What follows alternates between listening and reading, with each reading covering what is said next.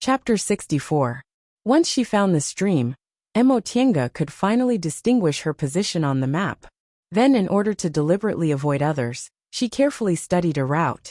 Fortunately, the information stated roughly what was in each place, and each disciple had a copy of the map. By finding a place that no one liked, she could naturally avoid most people. If someone was unlucky enough to be teleported to that place, he or she would probably leave. The place she found was dangerous in the eyes of ordinary people. There were cliffs, abysses, and a poisonous spring that emitted poisonous fog all year round. The map indicated that this place wasn't good. It wasn't easy to walk, and there weren't any demonic beasts that were easy to kill. However, there were some demonic monkeys that lived in groups, which were quite troublesome. Emotienga thought about it. It wasn't easy to walk, so she just had to be careful. After all, she wasn't an ordinary person, so she wouldn't encounter any accidents. As for those demonic monkeys that lived in groups, they were suitable for her. She was good at formations, and first-ranked demonic beasts couldn't recognize them. She just needed to find a suitable place to lay a disorienting formation and lure the monkeys inside. Then, she wouldn't be afraid no matter how many monkeys there were. After making up her mind, she walked smoothly. Although her breath-concealing technique wasn't brilliant, the divine sense of an aura-refining cultivator wasn't strong, so very few people could detect her. Soon, she arrived at the place indicated on the map. Emotienga took a look and unconsciously frowned. This place was indeed as the information said. It was a disgusting place. Probably because of the poisonous spring, there was poisonous fog as soon as she approached. The shrubs were so dense that there wasn't even a path, and most of them were poisonous. It was obviously daytime, but this place was gray and overcast. She couldn't see the sky at all. Without a better choice, Emotienga could only brace herself and go.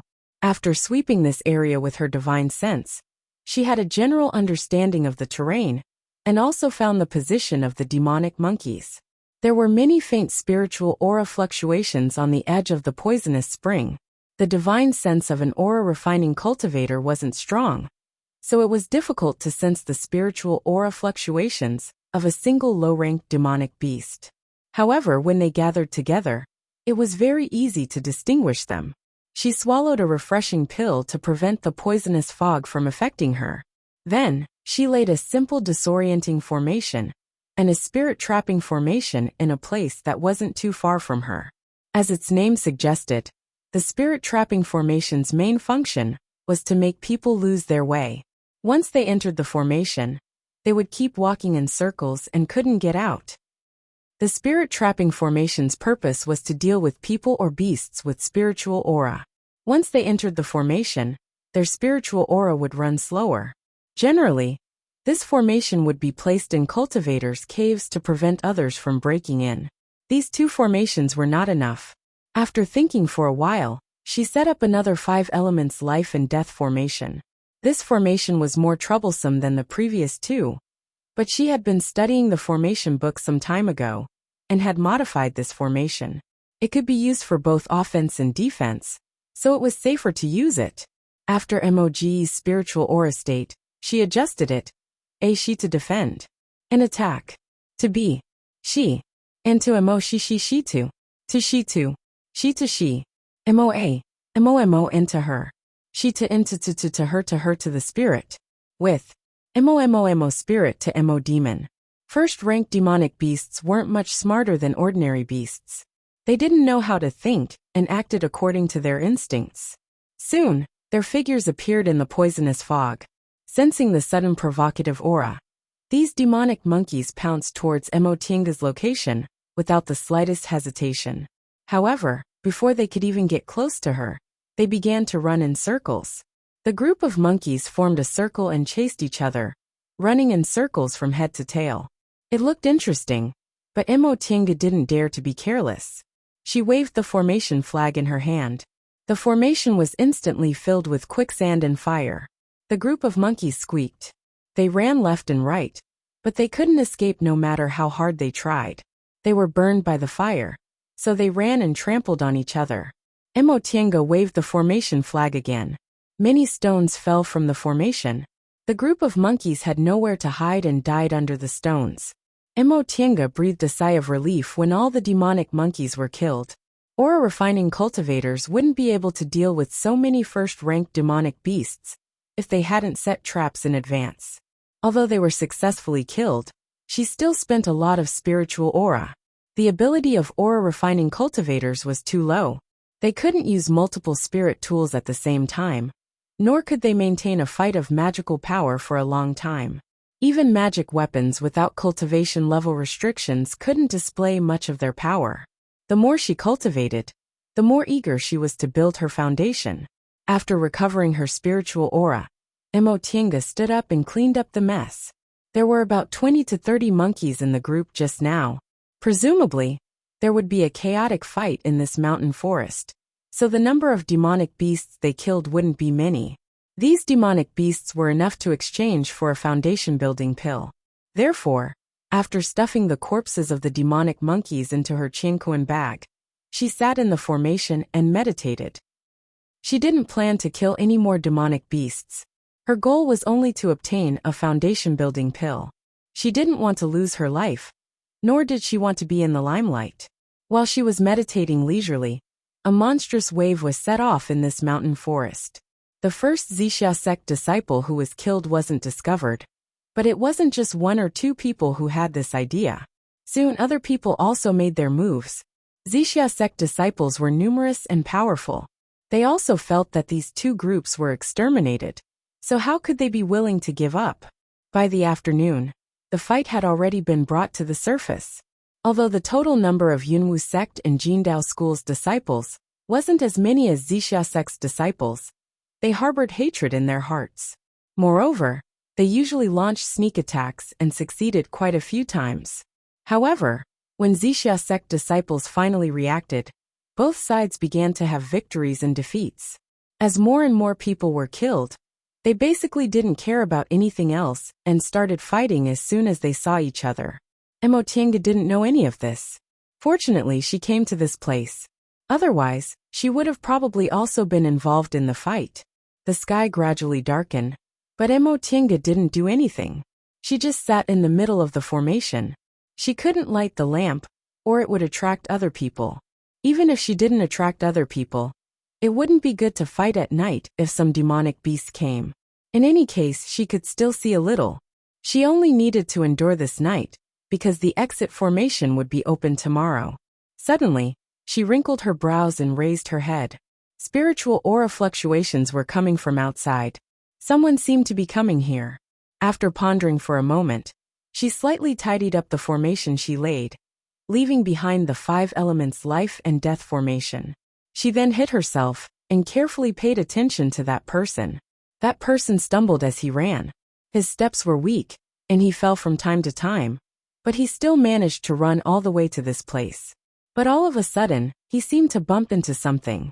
With a bang, there was no sound. Even after a long time, she still couldn't hear any sound. Mo Tiange pondered for a moment, then came out of her hiding place and cautiously felt her way over. She had always been cautious. Now that she had a defensive spell on her body and greenwood sword in her hand, she could deal with this person, even if he suddenly launched an attack. Therefore, she decided to go and take a look. Not far from her, there was a person lying motionless on the ground.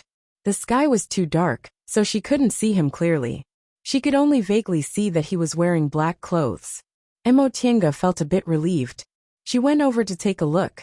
Sure enough, it was a young Yunwu sect disciple. Senior Marshal Brother, Senior Marshal Brother.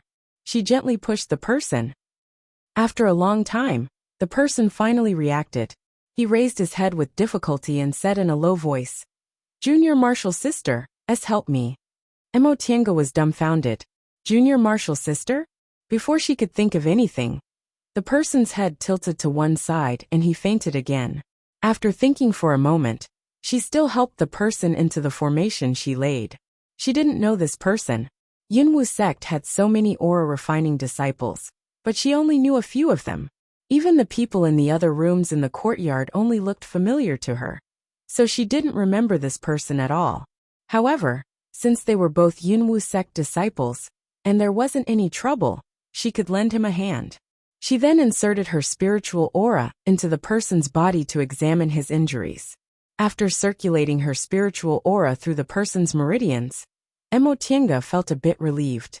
The injuries on his body were very serious, but his meridians weren't damaged, so it was actually easy. After thinking for a moment, she took out medicinal pills from inside her robe and fed him a refreshing pill to prevent the poisonous fog from entering his body. She then fed him an ore-nourishing pill. A refreshing pill was only an ordinary antidote pill. It wasn't a precious medicine. As for healing medicinal pills, she did have small reversion pills on her, but they were expensive. Even foundation-building cultivators could use them. Giving them to an aura-refining cultivator, she didn't know would be a bit wasteful. Besides, she didn't know this person at all, so giving him something precious was a bit too kind. Kindness had to be done appropriately to make people feel grateful and not greedy. This was the principle second uncle taught her. Not long after, the man groaned and seemed to have woken up. Emotienga said, "Senior Marshal brother, are you feeling better?" The person opened his eyes, struggled to sit up and forced a smile. "Junior Marshal brother, thank you. If I didn't run into you, I would have lost my life today."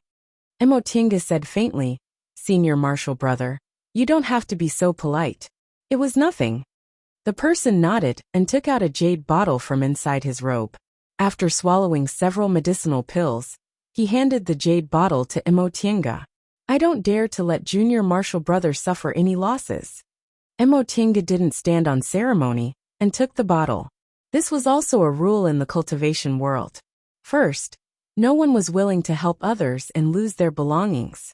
Second, people who received favors from others didn't want to owe them favors.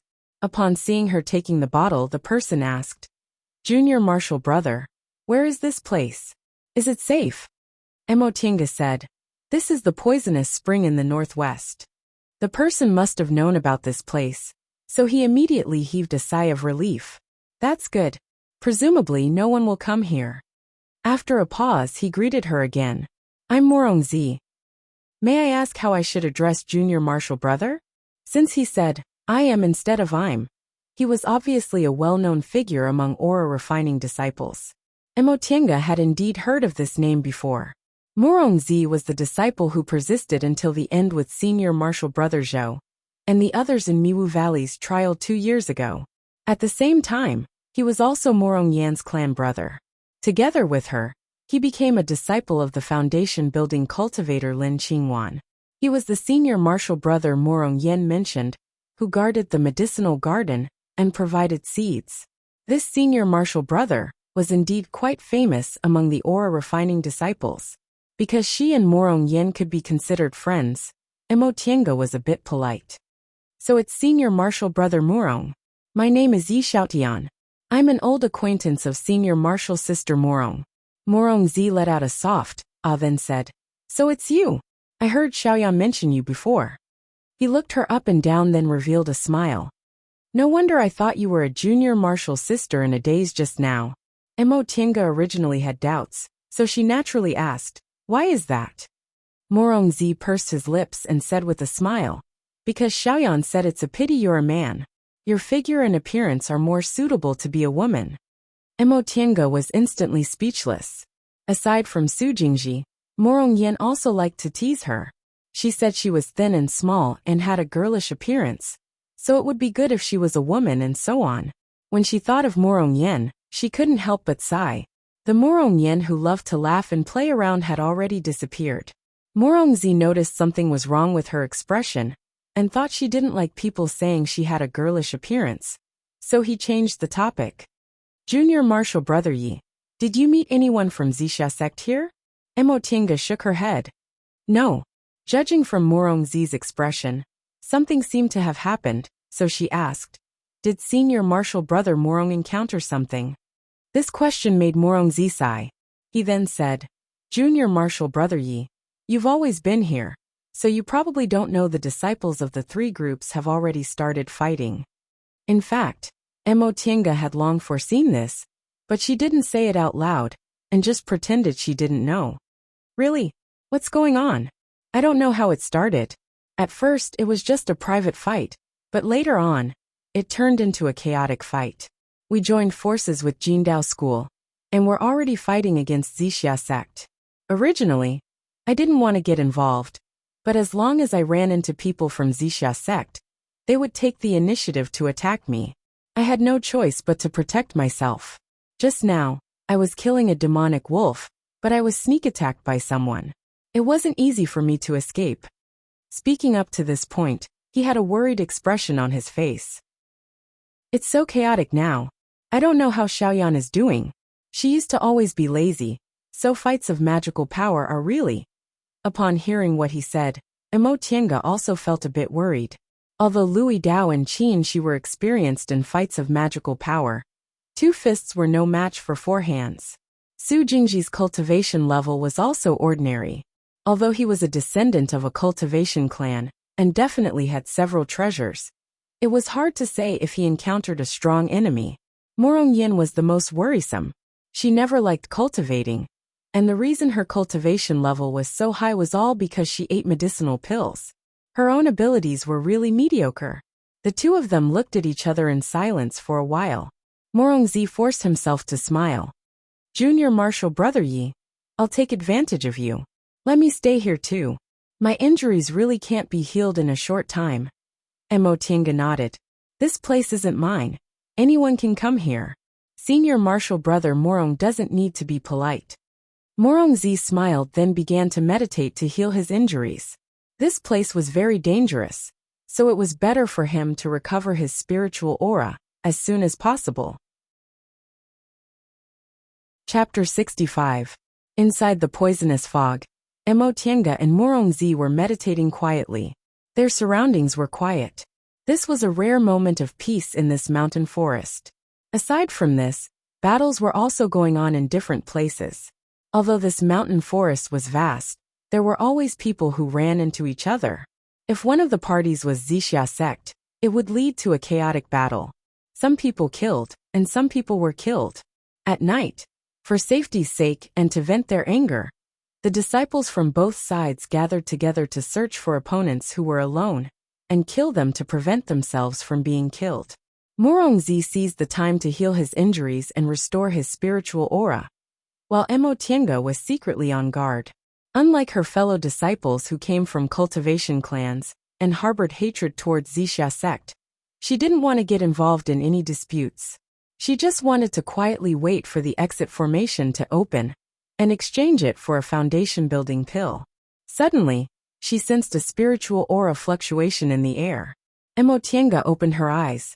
Just as she was about to look at the poisonous spring behind her, she suddenly felt a gust of wind. She promptly pushed Morongzi away and rolled to the side. Her cautiousness saved 2 lives. In the next moment, the two of them widened their eyes and stared at the thing in front of them in astonishment. This demonic beast had a flat head, sharp teeth, and a bulging back like a small mountain. Its lower body was still in the poisonous spring, but the part that was exposed was enough for them to recognize what kind of demonic beast it was. Morongzi muttered, "Second-ranked demonic beast, iron-teeth crocodile. Turns out there really is a second-ranked demonic beast here." Emo Tiange pulled him back and waved her hand, summoning formation flags. The place they were originally meditating was the 5 elements life and death formation she laid. As soon as the iron-teeth crocodile attacked, it entered the formation. Senior Marshal Brother Morong, what's this? Morongzi regained his composure and said with a frown, "This is a second-ranked demonic beast, equivalent to an early-stage foundation-building cultivator. We're no match for it." Before they could say anything else, the iron-teeth crocodile dashed forward and opened its mouth to bite them. The two of them hastily retreated. Emo Tiange waved the formation flags, and the formation discs and flags she hid underground instantly stood up.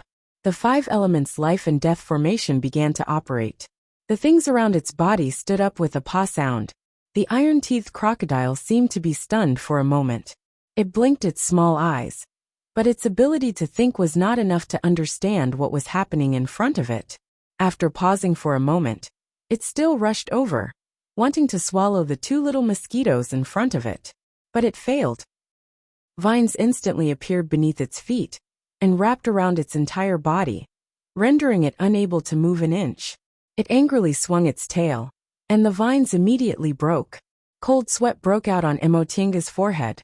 This demonic beast's brute force is too strong. My formation won't be able to hold it for long. Morongzi's complexion also turned pale. This bit of time isn't enough for us to run. Emotienga once again waved the formation flag. Water and quicksand instantly appeared inside the formation, rapidly turning it into a swamp, once again trapping the iron-teethed crocodile.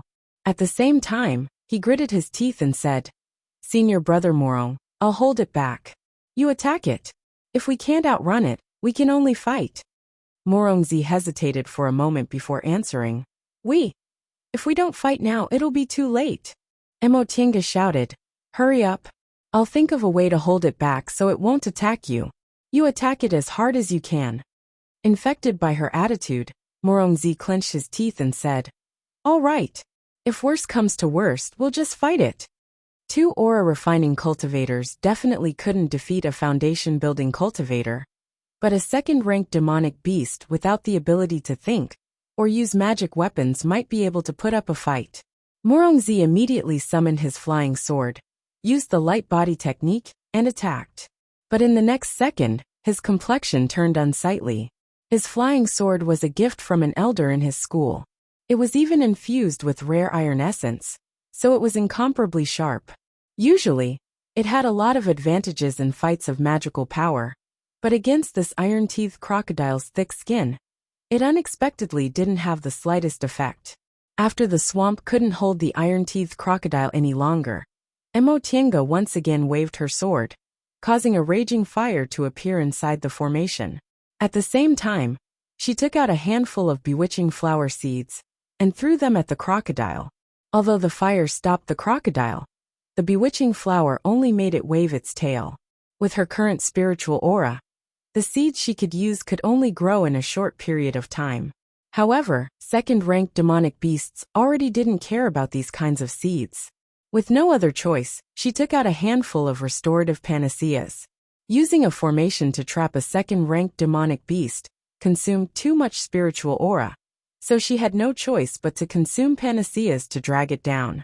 On the other side, Morongzi wasn't someone with an undeserved reputation. Once he saw that his flying sword was useless, he immediately swapped it for something else, a whip that glittered with a golden light. As soon as he swung the whip, it turned into a streak of golden light, emitting a loud "pah." But after he swung it, Morongzi's complexion changed again. This whip still couldn't break the iron-teethed crocodile's thick skin. After this happened a few times, Morongzi's complexion turned ashen. Not only was he unable to break the iron-teethed crocodile's defense, but his spirit tool was also damaged by its bite. As expected of an iron-teethed crocodile, its teeth were extremely sharp. Emotienga wasn't much better off.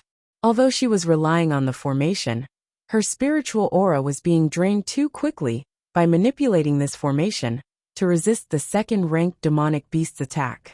She already felt that her spiritual aura was almost exhausted, so she had no choice but to grab a handful of restorative panaceas and stuff them into her mouth. With this kind of depletion speed, she was no longer afraid of wasting medicinal pills. If she couldn't survive, no matter how many medicinal pills she had, they would be useless. Use talismans. Use talismans to attack it. Emotienga shouted at the dumbfounded Morongzi. This iron-teethed crocodile had thick skin and thick flesh. The layer of hard skin on its body was comparable to armor, so she simply couldn't pierce it. She could only use spells to penetrate that layer of skin and injure it.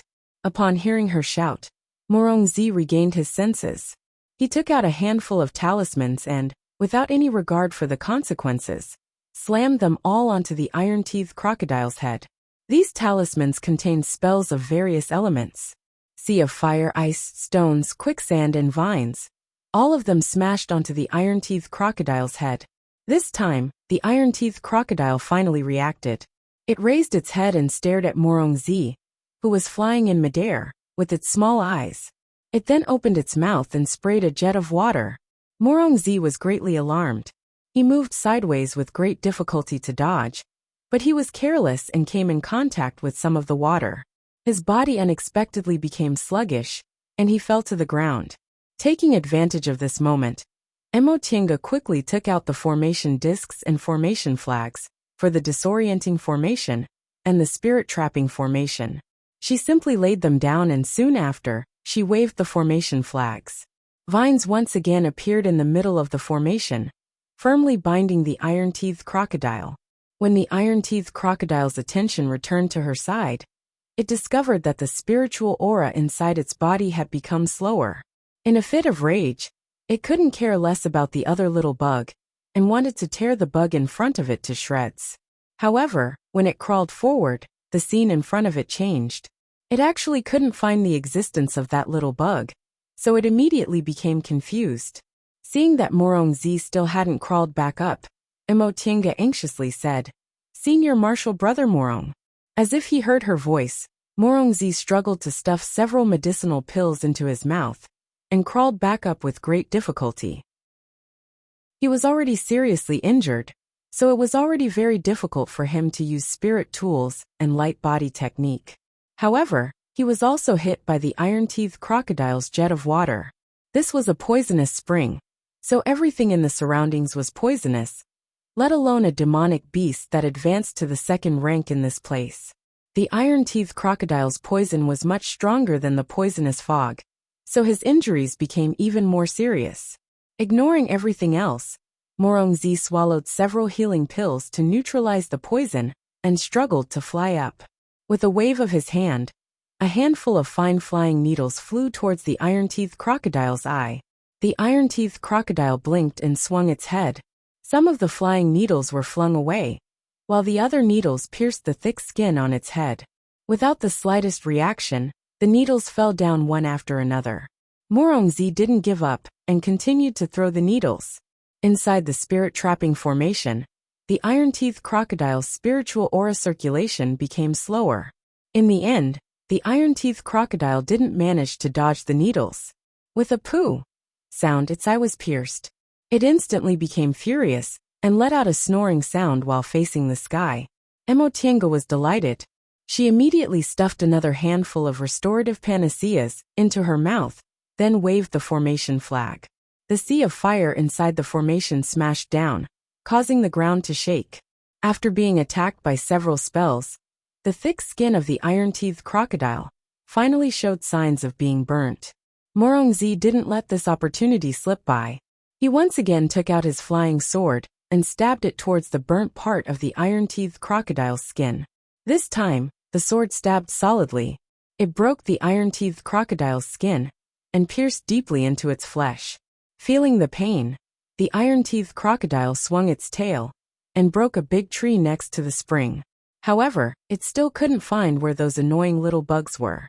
All it could see was the poisonous spring, where it had lived for several hundred years. No matter how hard it crawled, it would always crawl back to its original spot. Blood flowed out of its eyes. Its body was in great pain from being hit by spells, and there was also something stuck in its flesh. It let out a painful grunt, but it still couldn't find those two little bugs. The only thing it could see was spells continuously smashing down on it. In the end, it couldn't hold on any longer. Another spell smashed down on it, and it could no longer open its eyes. Emotienga gasped for breath. Her legs went soft, and she could no longer stand and knelt down. There wasn't even a trace of spiritual aura left in her body. A second-ranked demonic beast was indeed much stronger than a first-ranked demonic beast. She could kill those dozens of demonic monkeys without the slightest danger, using the 5 elements life and death formation. But this second-ranked demonic beast, she spent so much effort and ate so many medicinal pills, yet she could only trap it. If it weren't for Morongzi's help, it would have died for sure today. Morongzi lay motionless not too far from her. Just now, he practically threw out all of his talismans. Once the iron-teethed crocodile died, he fell to the ground and couldn't get up. Emotienga was a bit worried. She once again swallowed a restorative panacea, barely recovering some of her spiritual aura. She then stood up with difficulty and dragged her heavy legs towards Morongzi. "Senior Marshal Brother Morong. Senior Marshal Brother Morong." Morongzi lay motionlessly on the ground. There was a bloodstain on the corner of his mouth. Obviously, he vomited because his injuries were too heavy. Emotienga clenched her teeth, took out a small reversion pill, and stuffed it into his mouth. Right now, although she wasn't injured, her spiritual aura was completely exhausted. If any danger appeared in the short term, it would be troublesome. It was better to save his life first. After all, it would always be safer if the two of them were together. After feeding him the small reversion pill, Morongzi finally slowly regained consciousness. When he saw her, there was a hint of hesitation in his eyes. "Junior Marshal Brother Yi, the pills you gave me." Emotienga smiled bitterly. "They were specially prepared for the sake of this trial. Now, I can only let Senior Marshal Brother take advantage of them." She didn't dare to say she had another bottle on her. Although Senior Marshal Brother Morong didn't seem like that kind of person, and was Morong Yan's elder brother, they didn't have much of a friendship. Morongzi didn't doubt her. His expression changed as he earnestly said, "Thank you, Junior Marshal Brother Yi. If it weren't for the medicinal pills you gave me, my injuries definitely wouldn't have lasted until tomorrow." Emotienga simply waved her hand. "If Senior Marshal Brother Morong doesn't want to take advantage of me, you can just return the medicinal pills to me after we leave this place. Right now, I have to treat my injuries first. Otherwise, if we run into someone again..." At this point she suddenly wrinkled her brows. Someone was coming. Chapter 66. Emotienga shook her sleeves. Several things flew out and were buried in the soil. Soon after, she grabbed a few restorative spirit pills and stuffed them into her mouth. After doing these two things, the figures of a few people appeared in the poisonous fog. Zi. Emotienga immediately tightened her grip on her greenwood sword. Morongzi, on the other hand, endured the pain and stood up. There were a total of 3 people, all of whom were 10th layer chi refining cultivators. The one in the lead was a middle-aged cultivator, a young man about 20 years old, and an old man about 50 to 60 years old. The 3 of them didn't seem easy to deal with. Since the middle-aged cultivator was the leader, he must have the highest status or the most powerful. The young man was able to reach the 10th layer of the aura refining realm at such a young age, so he must also have some skills. As for the old man, there was no need to talk about him. He had a lot of experience, so he must be the most cunning. When he and Morongzi glanced at each other, both of them smiled bitterly. He had just experienced a bitter battle, and he had actually encountered such a combination. The 3 men stood not far away, cautiously sizing them up.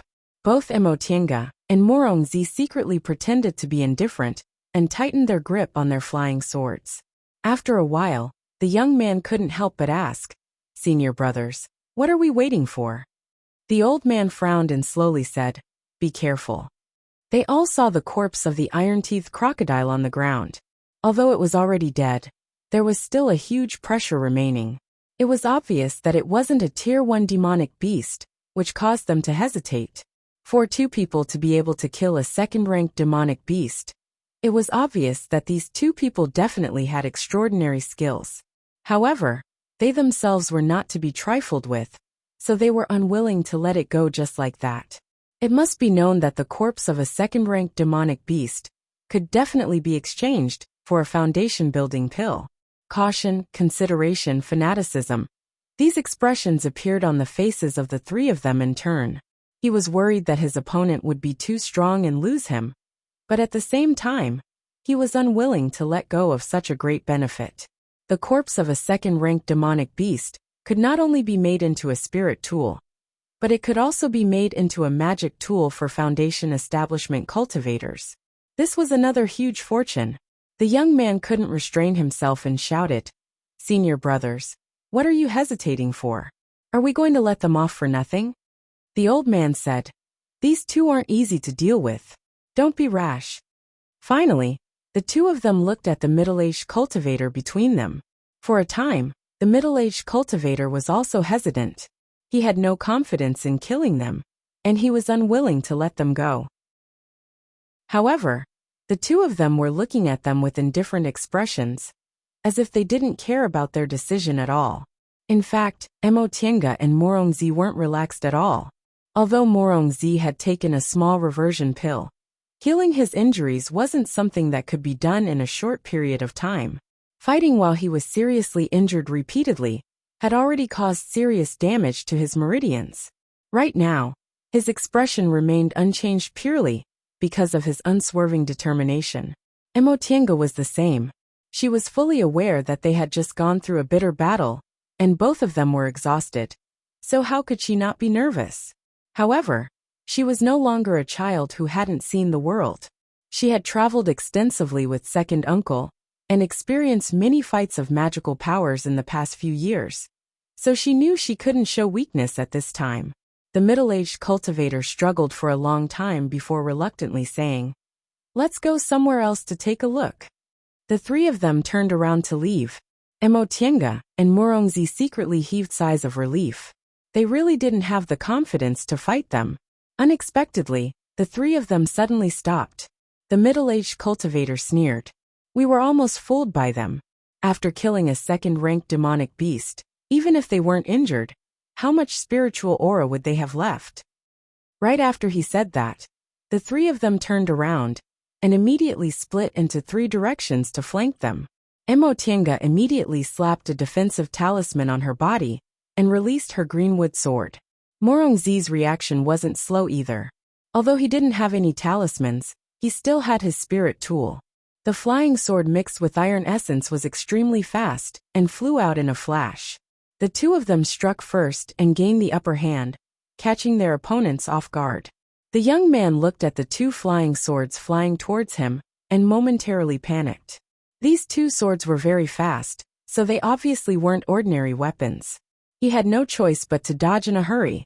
Emotienga stealthily shifted her position and threw out a large number of fire thorn seeds, temporarily trapping the young man. Just as she was about to tell Morongzi to deal with the old man together, she heard a muffled groan. She turned around and saw Morongzi clutching his chest while spitting out a mouthful of blood. The flying sword he was controlling was also swaying in the air. Emotienga was shocked. "Senior martial brother Morong." The three of them were overjoyed. The young man was trapped and couldn't escape for the time being. The middle-aged cultivator and the old man glanced at each other, then simultaneously attacked. The middle-aged cultivator took out the most common spirit tool in the cultivation world, the flying sword, while the old man threw out a mirror. Emotienga hastily recalled her greenwood sword, but it only managed to block the mirror. The flying sword rapidly stabbed towards Morongzi, but Morongzi barely managed to dodge it. The flying sword brushed past his shoulder, causing blood to blossom. How could the middle-aged cultivator let go of this opportunity? He quickly flew towards Morongzi, caught the flying sword and stabbed it towards him. Emotienga wanted to help, but the old man's mirror was really powerful. After being blocked by her, it flew back to the old man's hand. He immediately flipped the mirror over, and a golden light shone towards her. Although she had a defensive barrier on her body, she didn't dare to block it, so she could only take back her greenwood sword to block the golden light. Right at that moment, the middle-aged cultivator had already closed in on Morongzi.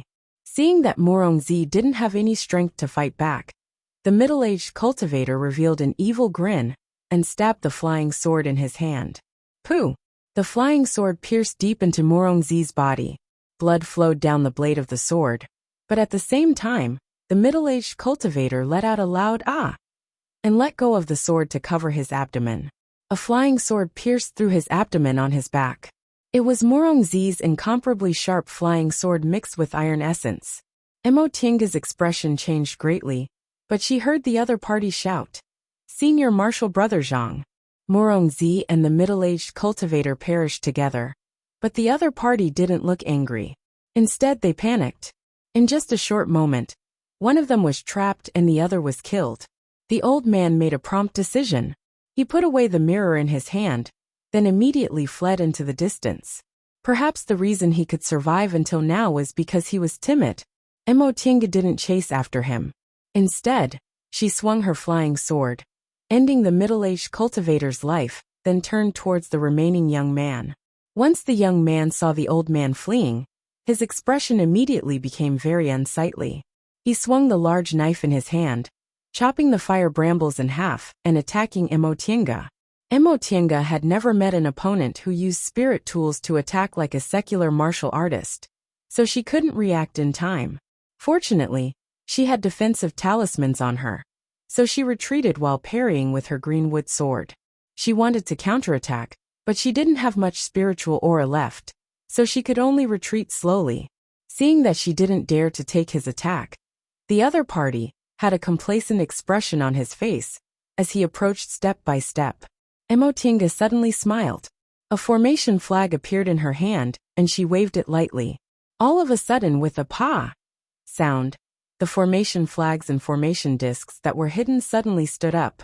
The young man turned pale with fright, but he was already bewildered by the scene in front of him. Yellow sand filled the sky. It was like a desert in the far west. Apart from that, there was nothing else. This was a formation she hastily laid just now. Originally, she wasn't sure if she could use it.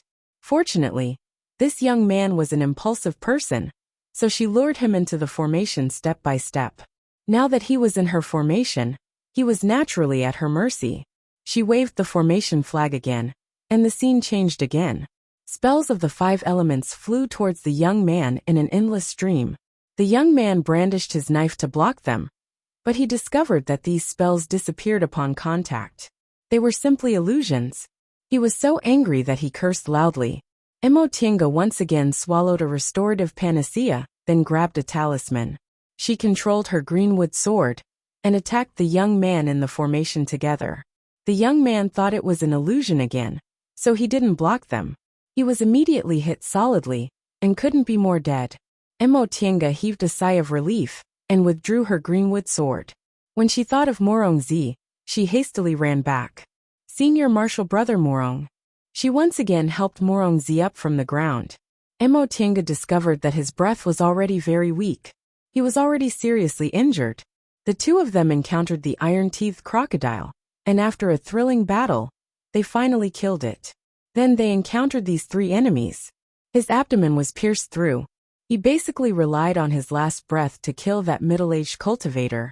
But in the end, he couldn't hold on any longer and collapsed.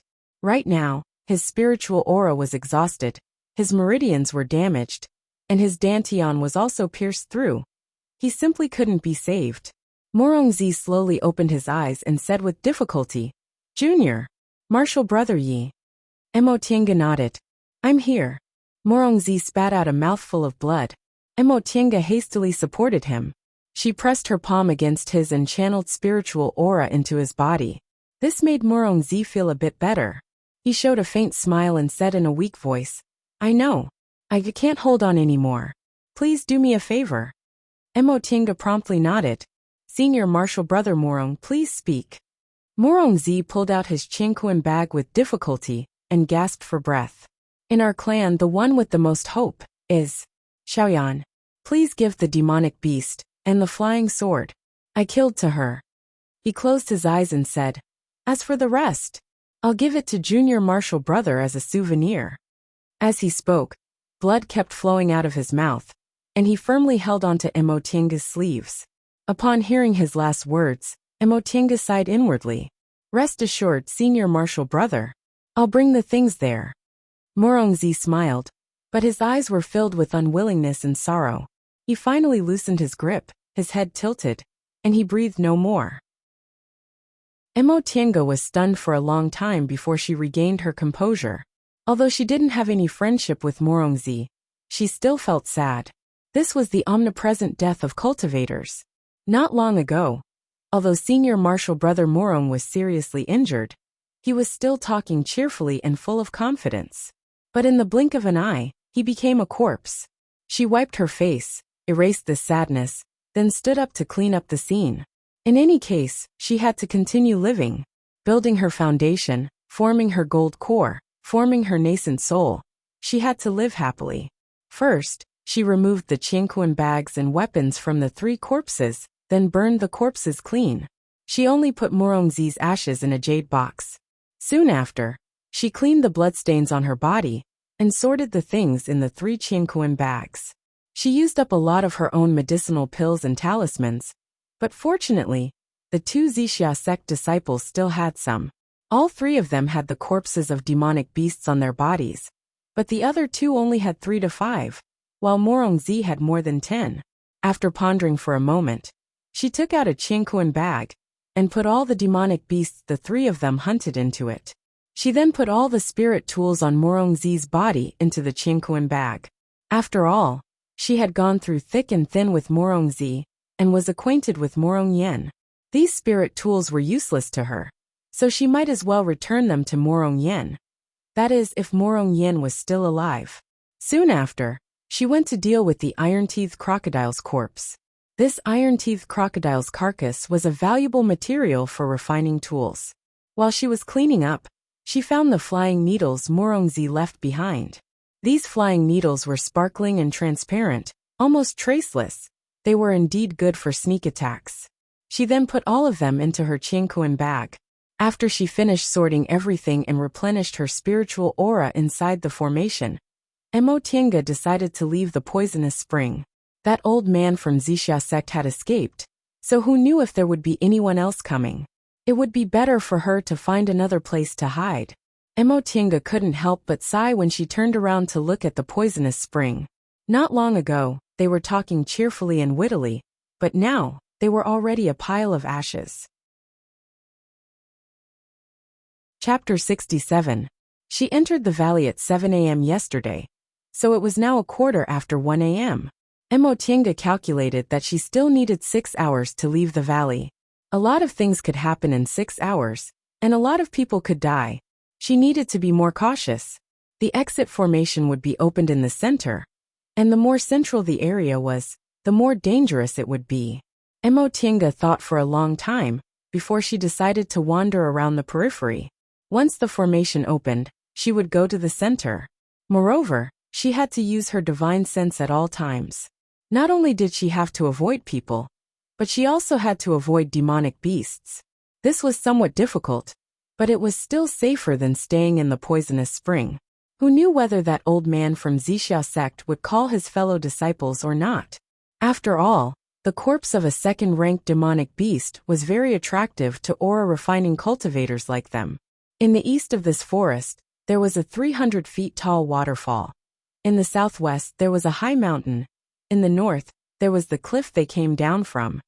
And in the northwest, near the cliff was the poisonous spring. The only way to leave this forest was to the northwest of the poisonous spring. However, the poisonous spring was an extremely dangerous existence.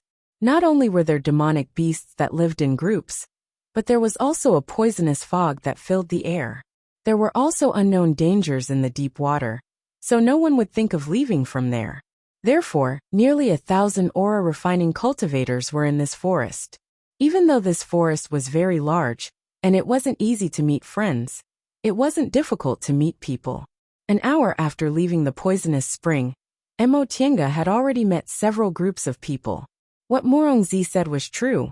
The three groups had already formed teams to guard against danger and to kill enemies. In order to avoid these people, she spent a lot of effort. Her breath-concealing technique was only passed down from Yi Clan's records, so it couldn't be considered brilliant. However, because the spirit-concealing jade pendant not only concealed her physique, but also had spiritual aura-gathering and purifying effects, the effects of her spells were somewhat enhanced. Because she knew her limits, she was even more cautious. Whenever she sensed someone from afar, she would immediately avoid them. Along the way, she could clearly see the fierceness of the battle. More than once, Emotienga saw traces of fights of magical powers. Charred trees, cracked ground, and congealed bloodstains. Every dark red puddle on the ground perhaps represented the end of a life. Sometimes, they would come across corpses that had not been disposed of. Some of them were dressed in purple, some in yellow, and some in green. The frozen expressions on their faces were all hatred and fear. Occasionally, she would see familiar faces. They were fellow disciples, or sisters she had met in the sect. Fortunately, there weren't any fellow disciples that she could call friends with. Later, she gradually became numb to it.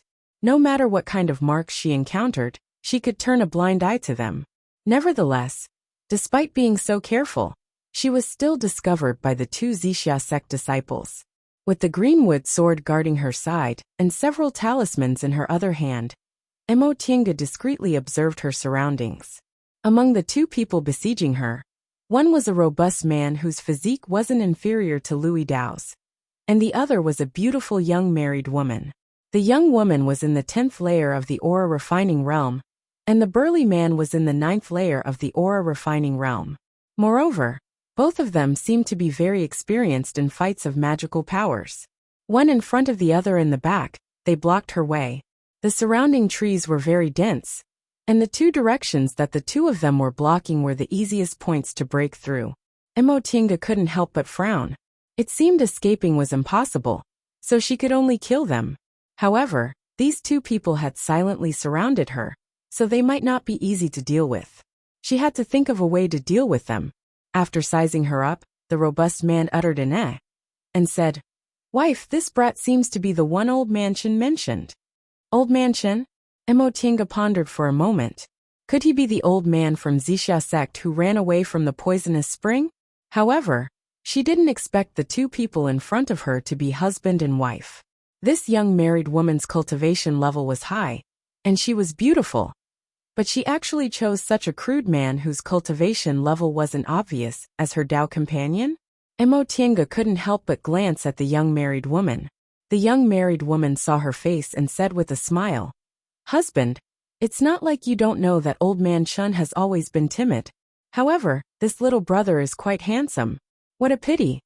Upon hearing the young married woman praising another man's handsomeness, the robust man grunted with dissatisfaction. "Wife." The young married woman seemed to be very proud of her husband's jealousy. She covered her mouth and laughed for a while before saying, "Husband, what are you afraid of? No matter how handsome he is, won't he still die in our hands?" The robust man felt her words were reasonable. He chuckled and said, "Wife, you're right." He then turned towards Emotienga and glared at her. "Brat, hand over your life." Right after he finished speaking, Emotienga had already made her move. Her greenwood sword swiftly shot forward, but it was a feint. The raging flame talisman in her hand, which was hidden under the light of greenwood sword, flew out of her hand. The robust man was about to attack, but his initiative was seized. He immediately became furious and brandished the spirit tool in his hand, aiming to hit greenwood sword. His spirit tool was a huge iron wheel, which seemed to fit his body shape perfectly. He was quite confident in using his spirit tool to fight against Emotienga. Unfortunately, Emotienga's real killing move wasn't on her spirit tool. Greenwood sword retreated after being hit. After the iron wheel repelled greenwood sword, it still fiercely rushed towards Emotienga. At the same time, the young married woman behind her also opened an umbrella and threw it at her. Emotienga didn't panic. The raging flame talisman had already arrived. With a loud bang, the robust man let out a blood-curdling scream. Just as the iron wheel and the umbrella were about to reach her, Emotienga's figure suddenly disappeared into thin air. In the next moment, Emotienga appeared in front of the robust man. She thrust the greenwood sword in her hand, ruthlessly stabbing the robust man's chest. The robust man let out a shrill scream, before he suddenly fell to the ground, no longer breathing. "Husband!" The young married woman screamed and rushed over. Emotienga used light body technique to jump and avoid the umbrella. She was able to successfully launch a sneak attack this time, because her cultivation level was one layer higher than the robust man's. But the robust man still underestimated her. Pretending to be a pig to eat a tiger was indeed the most useful trick in the cultivation world. This young married woman seemed to have deep feelings for her husband. When she realized her husband was no longer breathing, she angrily rushed towards Emotienga, wishing she could tear Emotienga's body into 10,000 pieces. Nevertheless, Emotienga didn't plan to fight her head-on. Her enemy had obviously lost her mind, so she didn't want to die together with her. Talismans and spirit tools were continuously thrown at her. Emotienga only dodged them by relying on light body technique. It wasn't until the other party was obviously so angry that she couldn't control herself that Emotienga threw the greenwood sword, talismans, and a handful of seeds at her. Seeing that Emotienga was using the same method to deal with her, the young married woman was furious. She patted a defensive talisman on her body and used the umbrella to block Emotienga's attack. Her other hand grasped a handful of talismans and was about to throw them at Emotienga. But she didn't have the chance. Before she could throw the talismans, she felt pain in her body. The hand holding the umbrella powerlessly slipped, and she fell to the ground. After confirming that the two people were dead, Emotienga collected their things and dealt with their corpses. She didn't stay for even a moment and ran away. This fight of magical power seemed to go very smoothly. In just a moment, she finished dealing with the two people, but in fact her losses weren't small. In order to deal damage to that burly man, she had used up 5 or 6 flame talismans, which was equivalent to dozens of spirit stones. Moreover, she had also used a priceless invisibility talisman, which second uncle had spent a lot of money to buy. She killed the young married woman while she was panicking. It seemed like she used the same method she used to attack the burly man. But in fact, she mixed the talismans with the sparkling and translucent flying needles left by Morongzi. That was why she was able to silently break through the young married woman's umbrella and defensive barrier. Although she had a lot of experience in fights of magical power, this was the best time she had ever achieved her predetermined goal. She made a decision in a split second and immediately attacked without making any mistakes. In the blink of an eye, she gained the upper hand. Emotienga carefully reviewed this fight in her mind. She was in a calm and focused state, grasping all the details in her hands, making the most correct decision in a split second, and hitting the target with one strike. She wanted to remember this feeling. This was the best state for fights of magical power. Someone else was in front of her. Emotienga turned around, but she didn't run far before she sensed several people's breaths not too far from her. She had no choice but to restrain her breath, find a tree, jump on it and hide herself. The first group to pass by was a mixed group of people from Jindao School and Yunwu sect. Emotienga didn't plan to go out and greet them. With so many people together, it would be very easy for them to be discovered. And it would also be easy for them to fight. Although it would be safer with more people, more disputes meant more chances of death. These people passed by very quickly. Emotienga pondered for a moment and decided not to come down. Instead, she continued to sit on the top of the tree with her breath restrained and took out the chinquan bags she obtained just now. The seeds in her hands were already used up, but there were still a lot of talismans and medicinal pills in the chinquan bags of these Zixia sect disciples. There were also several good spirit tools. However, for aura refining disciples, spirit tools that hadn't been refined by themselves weren't easy to use and could only be used as backups. In addition, the flying needles left by Morongzi were quite useful. Controlling these flying needles required divine sense rather than spiritual aura. So aura refining cultivators couldn't use 2 spirit tools at the same time. If these flying needles were used well, very few aura refining disciples would be able to defend against them. After putting away the things that were useful for fighting, Emotienga jumped down from the tree and continued to move forward. She hadn't gone far when she was startled.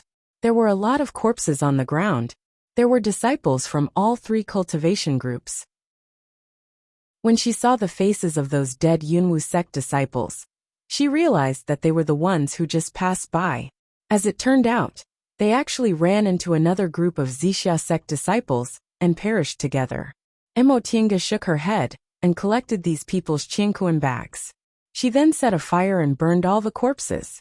On her way here, at least 50 to 60 people had died, and there were still many places she hadn't been to.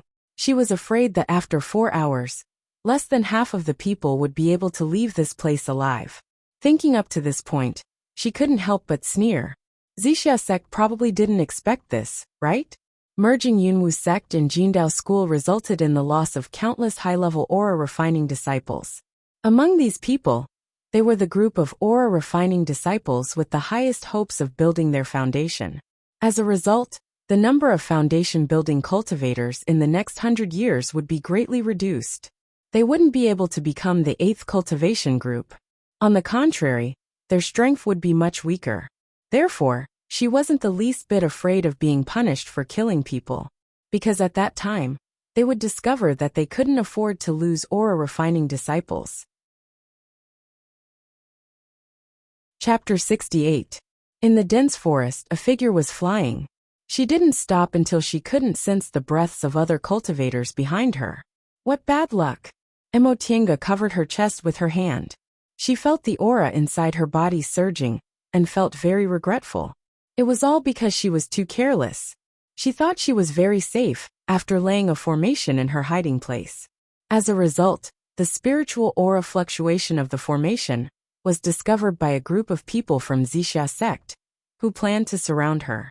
She was able to escape this time thanks to the several escape talismans she had, and the formation that helped her resist for a while. Otherwise, if she had to face 5 or 6 people who were coming at her aggressively, she probably wouldn't even have ashes left. Her aura was a bit unstable for a while after she used the escape talisman forcefully in the encirclement. She swallowed an aura-nourishing pill, and looked up at the starry sky. It seemed to be the hour of the evening now. There were still more than 2 hours left before the exit formation would open. With the fierce melee, there were fewer and fewer people alive, and more fighting scenes. Along the way, all she encountered were corpses, not people. Thinking of this, Emotienga shook her head and smiled bitterly. She didn't care about what happened to other people.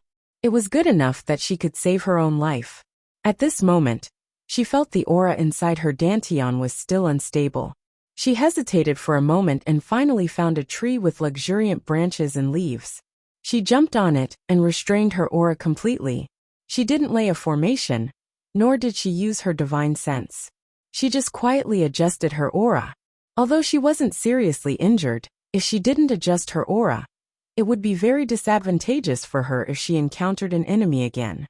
She didn't want to use the escape talisman again to escape, lest a minor injury turned into a serious one.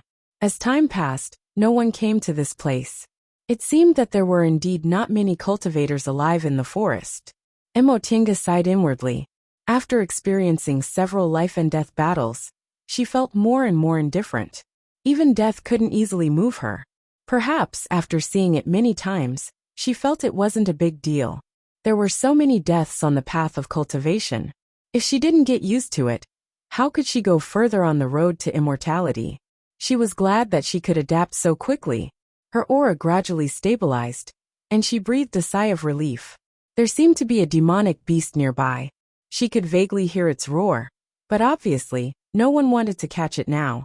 The more people died, the more likely it was for the survivors to obtain the foundation-building pills.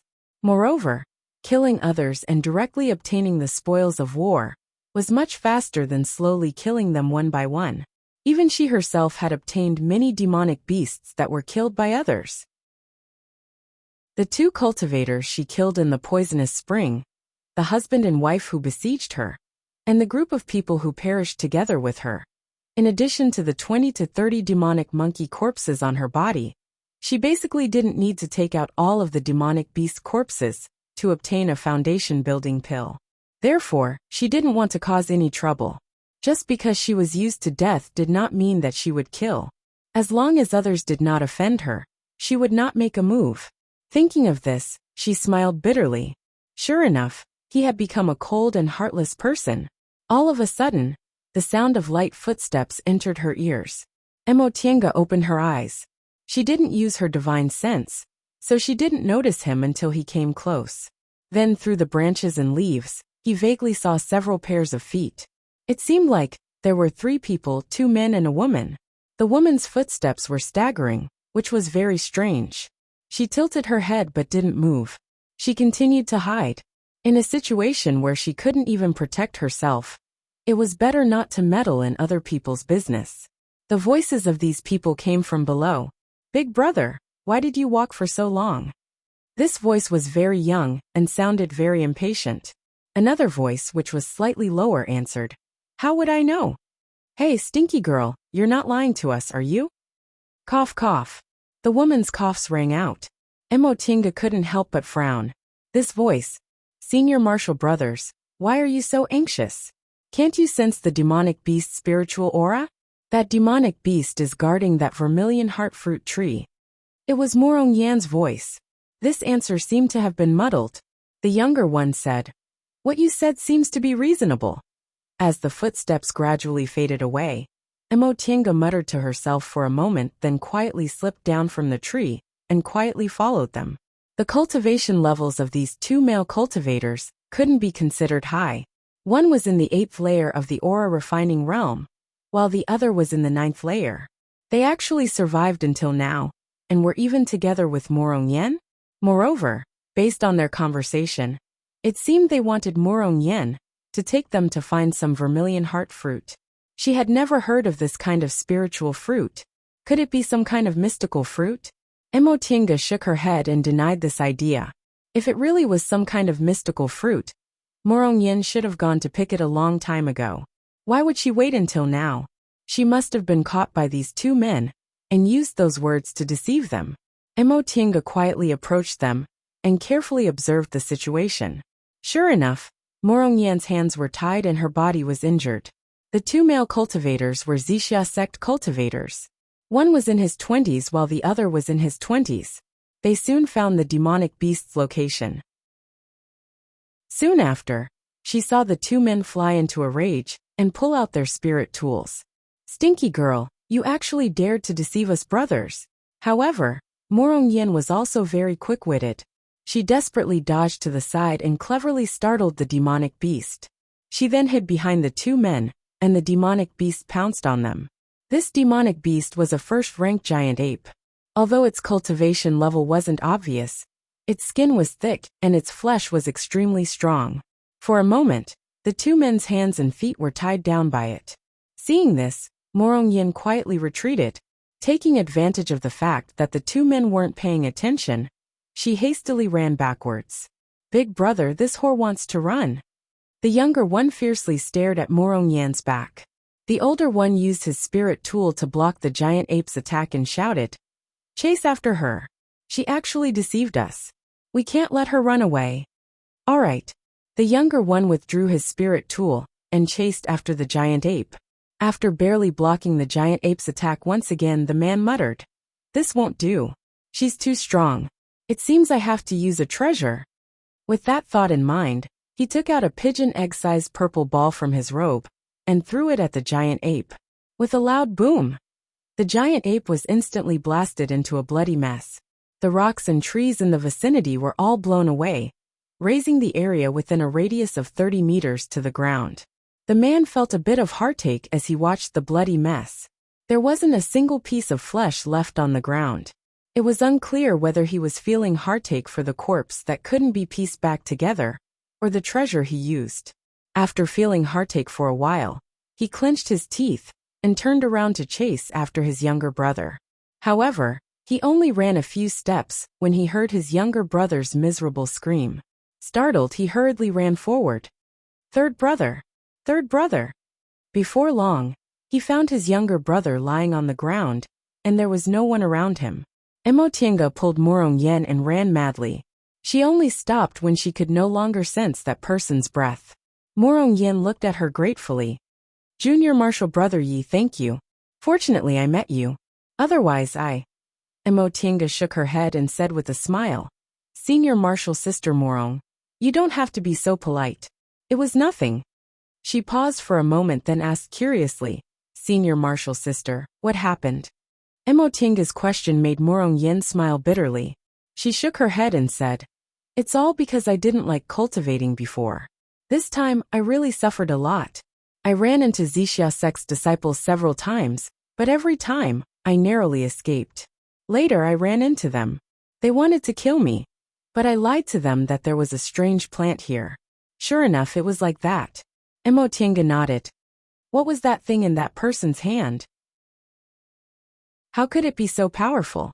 "About that, I'm also not very clear. Spirit tools don't seem like spirit tools, and magic weapons don't seem like magic weapons. It seems to be a kind of special object refined from the soul of demonic beasts, and a lightning spell. Once it's thrown with spiritual aura, it will explode. Its power is extremely powerful. From what I've seen, no one can withstand it." This was Emotienga's first time seeing this thing. Its power was indeed enormous. Perhaps no aura-refining cultivator could withstand it, so she chose to run. After all, she didn't want to lose her life. When she saw Morong-yen, Emotienga couldn't help but think of Morongzi. She hesitated for a moment, but in the end, she still decided to think about it after they got out. Danger was everywhere now. If she suddenly found out that her elder brother had died, she was afraid her emotions would fluctuate and affect the fight of magical powers. Emotienga asked, "Senior Martial Sister Morong, what do you plan to do next?" Upon hearing Emotienga's question, Morong Yin showed a bitter smile. "I won't hide it from Junior Martial Brother Yi. Before I came here, I was full of ambition and was determined to fight for a foundation-building pill. Only now do I realize that I didn't know the immensity of heaven and earth. I don't have any regrets now. I just hope to get out of here safely. In the future, I'll cultivate diligently before thinking about other things." Emotienga nodded inwardly upon hearing what Morong Yin said. It seemed Morong Yin really understood. This was good. Morong Zi's painstaking efforts weren't wasted. "Junior Martial Brother Yi." Morong Yin hesitated for a while, but in the end, she still shook her head. "Forget it. We'll talk about it if I can get out of here alive. I'll take my leave first." Emotienga was stunned. "Senior Martial Sister Morong, you're not coming with me?" Morong Yin suddenly turned her head. "Junior Martial Brother Yi, you don't mind coming with me?" Emotienga was dumbfounded for a moment before she finally reacted. "Could it be that Morong Yin thinks I won't be willing to go with her?" Emotienga immediately smiled and said, "What do you think, Senior Martial Sister?" Upon seeing Emotienga's expression, Morong Yin smiled embarrassedly. "I was thinking too much." The two of them smiled at each other. The estrangement caused by the changes in the school during this period of time instantly disappeared. Morong Yan's expression was no longer stiff. Instead, she looked a little more relaxed. "Junior Martial Brother Yi, I really underestimated you in the past. I never expected that your spells would actually be this powerful. I was indeed too lazy before." Emotienga teased her. "Senior Martial Sister, it's good that you know you're lazy. I know my innate talent isn't good, so I have no choice but to work hard." She looked at the starry sky again. It was already the hour of the morning. There's still 2 hours left. "Senior Martial Sister, we can get closer to the center." A hesitant expression appeared on Morong Yan's face. "Are we going now? There should be a lot of people going to the center. Shouldn't we avoid them?" Emotienga said, "Rest assured. We're close to the opening of the exit. Everyone wants to leave, so they definitely don't want to cause trouble. It'll actually be a bit safer than before." What Emotienga said was reasonable, so Morong Yin finally decided to believe her. She said straightforwardly, "Then I'll let Junior Martial Brother Yi decide. I'll go with you." Emotienga nodded. "Senior Martial Sister, how are your injuries? Are you okay with hurrying along?" Morong Yin said, "They're fine. They're just minor injuries." Since Morong Yin was sure, Emotienga didn't hesitate. "Then let's go." The two of them used the light body technique and hurried towards the center. The closer they got to the center, the more people there were. Morong Yin felt very uneasy. She asked in a low voice, "Junior Martial Brother Yi, are you really okay?" Emotienga pulled her hand and gave her a smile. "I'm fine. Trust me." Morong Yan's face suddenly turned red. In the end she nodded. Emotienga, however, didn't notice. She was still holding Morong Yan's hand and rushing towards the exit. Chapter 69. There was a huge open space in the center of the forest. Many cultivators from the 3 groups had gathered around the open space. They were all staring at each other with vigilance. Emotienga arrived with Morong Yen. Everyone's gaze fell on them, but no one dared to make a move because they were afraid of breaking the balance. Although there were many Zixia sect disciples present, everyone cherished their lives. The disciples of Yunwu sect and Jindao school also didn't dare to make a move when they were obviously at a disadvantage. Otherwise, it would be too much of a loss if they lost their lives before killing their enemies. Without caring about these people's gazes, Emotienga found a corner close to her fellow disciples and pulled Morong Yin over. Seeing that the two of them were motionless, these people moved their gazes away from them and stared at the newcomers. Emotienga cautiously scanned the surroundings. Sure enough, Zixia sect's main branch suffered heavy losses. There were less than 100 people present. Including those who hadn't arrived yet, there were probably no more than 200. There were about 60 to 70 people from Yunwu sect and Jindao school. All of them were covered in blood and had fierce gazes. Among the people she knew, only Jiang Shanghang was present. Obviously, he had also experienced a bitter battle. Now he found a place to meditate. As for the others, Qin Shi Lui Dao and Su Jingji, none of them were present. Mo Tiange frowned slightly. She was a bit worried. Based on the number of people present, perhaps more than half of the cultivators died this time. She really couldn't be sure that those 3 people were still alive. At that moment, Morong Yin gently pulled her sleeve and whispered, "Junior Marshal Brother Yi." Seeing her pale face, Mo Tiange showed a comforting smile. "Don't worry. In this place," Morong Yin knew that her methods and insight were inferior to Mo Tiange's, so she obediently listened to her. Mo Tiange looked up at the sky. The sky was already turning white. It was almost dawn. Once dawn arrived, the exit formation would appear here, and they would be able to leave. Mo Tiange picked up a clean patch of grass and pulled Morong Yin to sit down. She seemed to be meditating and adjusting her breath like everyone else, but in fact, she was secretly observing the surroundings. She believed that many people present were as vigilant as she was. At the last moment, no one wanted to throw their lives away. Another group of Zixia sect cultivators arrived. Mo Tiange swept her gaze over them and frowned. She found that the old man who ran away from the poisonous spring was among them. However, she did not intend to take any action. Firstly, even though they had fought once, there was no enmity between them. Secondly, once she made a move, the balance would be broken. She still wanted to return alive. The old man also noticed her, and a look of surprise flashed across his face. Then, like her, he pretended not to see her. Presumably, many of the people present did the same. Revenge could be taken in the future, but it was not worth it to pay with their lives. More and more people came. When it was almost dawn, a few cultivators would come out of the forest from time to time and find their own camps. There were also enemies who appeared together, but they glared at each other angrily and did not make a move. Just when everyone was anticipating the opening of the formation, a loud shout suddenly rang out. "Damned girl! I finally found you. Return my brother's life." Soon after, a figure pounced towards Morong Yen. Mo Tiange wrinkled her brows.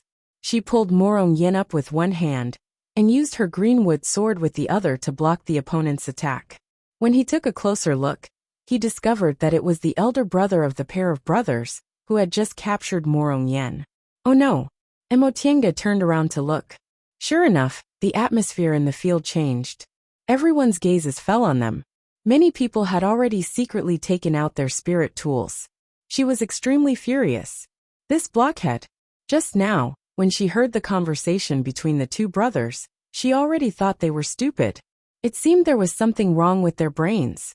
She immediately took out an earth-splitting talisman with her other hand and threw it at him.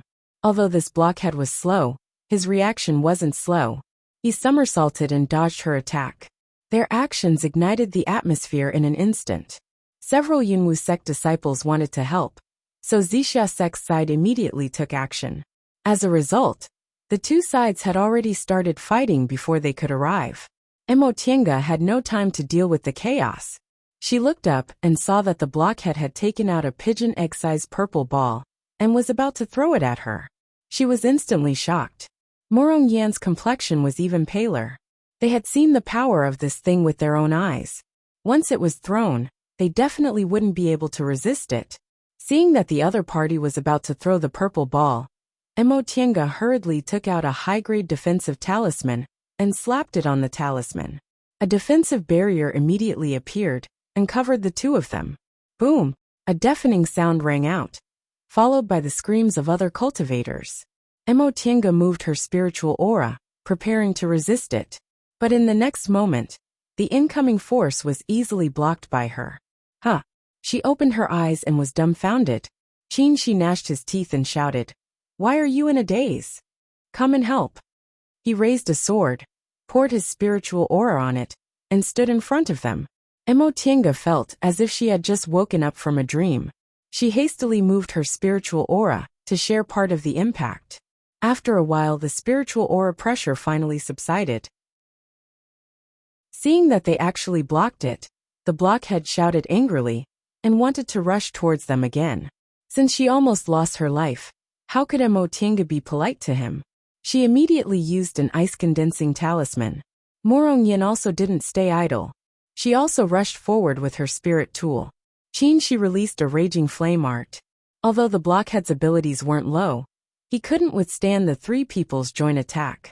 In order to dodge the ice-condensing talisman, he was hit by Shi's spell.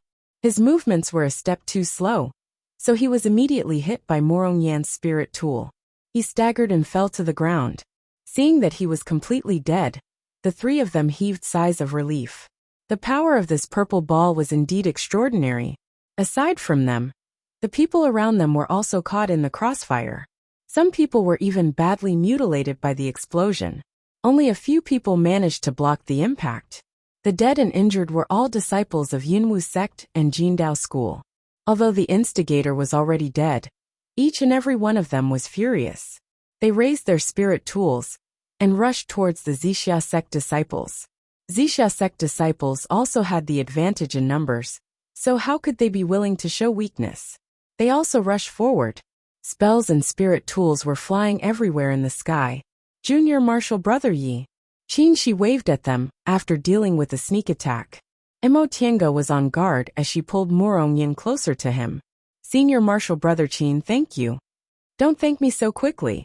He took out a bunch of talismans as if they were free and gave them to the two of them. Hold on for a while. The exit will open in about a quarter of an hour.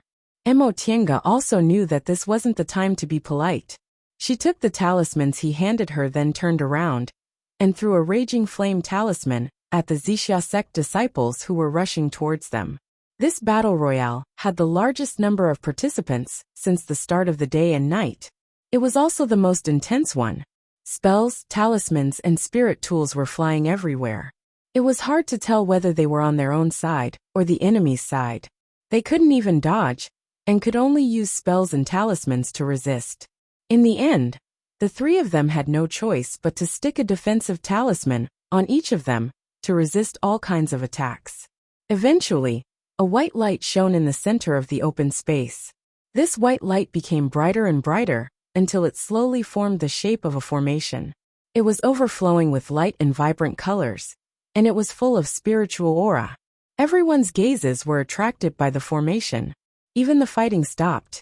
In a flash, everyone rushed towards the formation like a swarm of bees. Emotienga intentionally retreated a bit, but the people behind her also rushed forward. A group of people rushed towards the formation in a chaotic manner. Soon they were squeezed into the formation. The scene in front of them changed. Emotienga raised her head. With a glance, she saw the three core formation cultivators with ashen complexions. Disciples came out of the cliff one after another. Almost every one of them was covered in blood and looked miserable. Some of them were even seriously injured. Morong Yen, who was next to her, leaned towards her and whispered, "Junior Martial Brother Yi, will we?" Emotienga shook her head and whispered back, "Don't worry." Although these core formation cultivators had ashen complexions, they didn't have any killing intent, so they probably wouldn't attack them. Besides, after the last battle royale, perhaps only 1/3 of the original disciples would come out alive. If they still had to be punished, they might as well recruit new disciples. Once they left the murderous environment and didn't need to be vigilant, Emotienga felt exhausted all over. Her body tilted and she almost fell down. But when she turned her head, she saw Morong Yen staring at the formation with rapt attention. Emotienga's heart skipped a beat. She suddenly remembered she hadn't told him about Morong Zi. "Senior Martial Sister Morong." Morong Yen answered softly but didn't look at her. She was still staring at the formation. Emotienga took a deep breath. She suddenly hated herself for telling such cruel news. "In fact, I met Senior Martial Brother Morong." Upon hearing this, Morong Yen suddenly turned her head. Emotienga clenched her teeth and said, "Senior Martial Brother Morong has passed away." Morong Yen was dumbfounded. She seemed to be in disbelief, but soon, her face gradually turned pale. She suddenly grabbed Emotinga's hand and said, Junior Marshal Brother Yi, can you say that again? Emotinga sighed and repeated, I met Senior Marshal Brother Morong. He's already passed away. Morong Yan's face turned pale, but she didn't let go of her hand. Instead, she stared at Emotinga and asked, Junior Marshal Brother, do you have any proof? This time, Emotinga didn't say anything. She just handed Morong Zi's chinquan bag to her. Morong Yen took it with trembling hands and opened it eagerly. When she saw those familiar spirit tools, she finally looked sad and let go of her hands to cover her face. Although she wasn't responsible for Morong Zi's death, he died while they were fighting against the enemy. Emotinga felt very uncomfortable seeing Morong Yen so sad. She patted her shoulder and shook his head. He seemed to be comforting her that this wasn't her responsibility. She forced a smile, but she didn't feel any better. Senior Marshal Sister, don't be sad. Senior Marshal Brother always wanted you to build your foundation.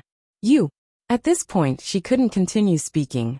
How could a few dry words of comfort compare to the sadness of losing a loved one?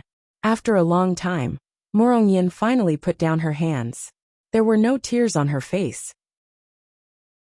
Her face was pale, and her expression was gloomy. She used to be a charming and lovely girl, but after a series of blows recently, she was no longer as bright and beautiful as before. I'm sorry, Junior Marshal Brother Yi. It's not that I don't believe you, but I understand. Emotinga took out a jade box and handed it to her. This is Senior Marshal Brother Morong's ashes. Senior Marshal Sister, don't be too sad. The dead are gone, so you should live better. Morong Yen accepted the jade box and the chinquan bag. A sad smile appeared on her face as she said, Junior Marshal Brother Yi, please tell me how my big brother died. Emotinga said, Senior Marshal Brother Morong and I happened to run into each other. He was attacked by someone and was seriously injured. While he was still recuperating, we ran into a second-rank iron-teethed crocodile. Then we ran into 3 other people. In the end, Senior Marshal Brother Morong couldn't hold on any longer and died together with one of them. Emotinga simply explained, but she was still worried and emphasized, Senior Marshal Sister, don't think about revenge. This hatred can't be settled. How could Morong Yen not understand this? It was just that she always felt unwilling. After a long time, she reached out to wipe the remaining tears on her face and said with a determined expression, Junior Marshal Brother Yi, don't worry. I'm no longer the insensible me from before. I know what I should do. Soon after, she laughed self-mockingly and said, although we weren't biological siblings, Big Brother always doted on me.